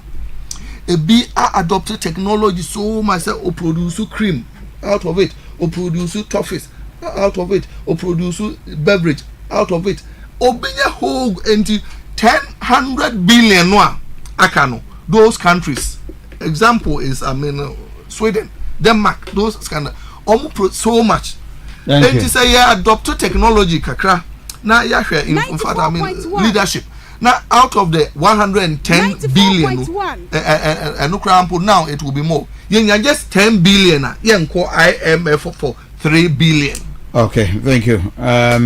With any other national issues you want to touch on? Now you wrap up or the next at least 4 minutes I'll give you. Employment issues Kenya. Ordinary Ghanaian the idea na omo hwehwe. Ordinary Ghanaian the wo pa ne say aban bi beba na obenya adwuma aye. Na sebi producer osole a onim ba bi a odinity efa. Ordinary Ghanaian the wo pa ne say osole no obie ni nsuo a tap na nsuo befuru ewom. Ordinary Ghanaian the wohwa ne say electricity betimi asiso. Ordinary Ghanaian the wohwa ne say sebi osole a security okokromu a onsu. Our demand is not so huge. I say the problem be to our mind so. Your demand is so easy. I am a crabby. But you penning for no dani da omo my debia ye su eguye yem. To the extent they say a near mass service utu kwa bruchira they don't think of. I have say and no sorry ye adwendwene. Ghana need ebe kromwa o Kofi ano afrebusa electricity wo ya doom light. Ghana ni be kroma o Kofi anu abusa ye wonsuo ye bie pipe. I mean these are basic amenities. Yes, necessity. Yes, nkaba itimi dey itimi. But enu mama be ye ade soa ama ordinary Ghanaians. not to talk about a juma o minia obesha otwedi ampo nyankopon ade ba ko a wanfa ni wiase temamufo pa yensuo because awurade nim se ensuo ho hiama nipa edu tu kwan ya atahwe every 5 kilometers bible say nesu tini da ho ede benti ni nyankopon ye saade no because onim se ensuo die ye se da bi woni pa ho eno to yale a wudru hospital ni atam ensuo ni ade asi so. But this is the country. I'm not even talking about Kumasi, the whole Ghana. Just part of Kumasi. Almost about 10 years ago, in so far, in the pipe muda. In so keke, I benum. The penny phone to me far konya in Wukwem. I urge President Mahama. Ubi from Kuntra, Ekuma, and Fumunja. So we show me and Crofon previous government in the far warm. So mo fa mo kwan paso dia maintaining them because one our car say what create your friend say youth unemployment but there office say politically no office we there any kwan say wo ho no there therefore also sabi them say also won crofo also mo pay adwuma they help you na there no there we ye free ho but me momu there ye nya ye Ghana for I don't think it's a togophobia na yiphobia be pejuma wa Ghana for pejuma and this akonya wo ho na say room to cater them one to me you should keep them but we free say we need that capacity na dey how any economical challenges ebe break Ghana for there and I know there I leave that to him but the best ni say omomwa emrante ne maba wa ye wokromo no ye bre too much ye bre pa na omunyan kokorafo ba one thing en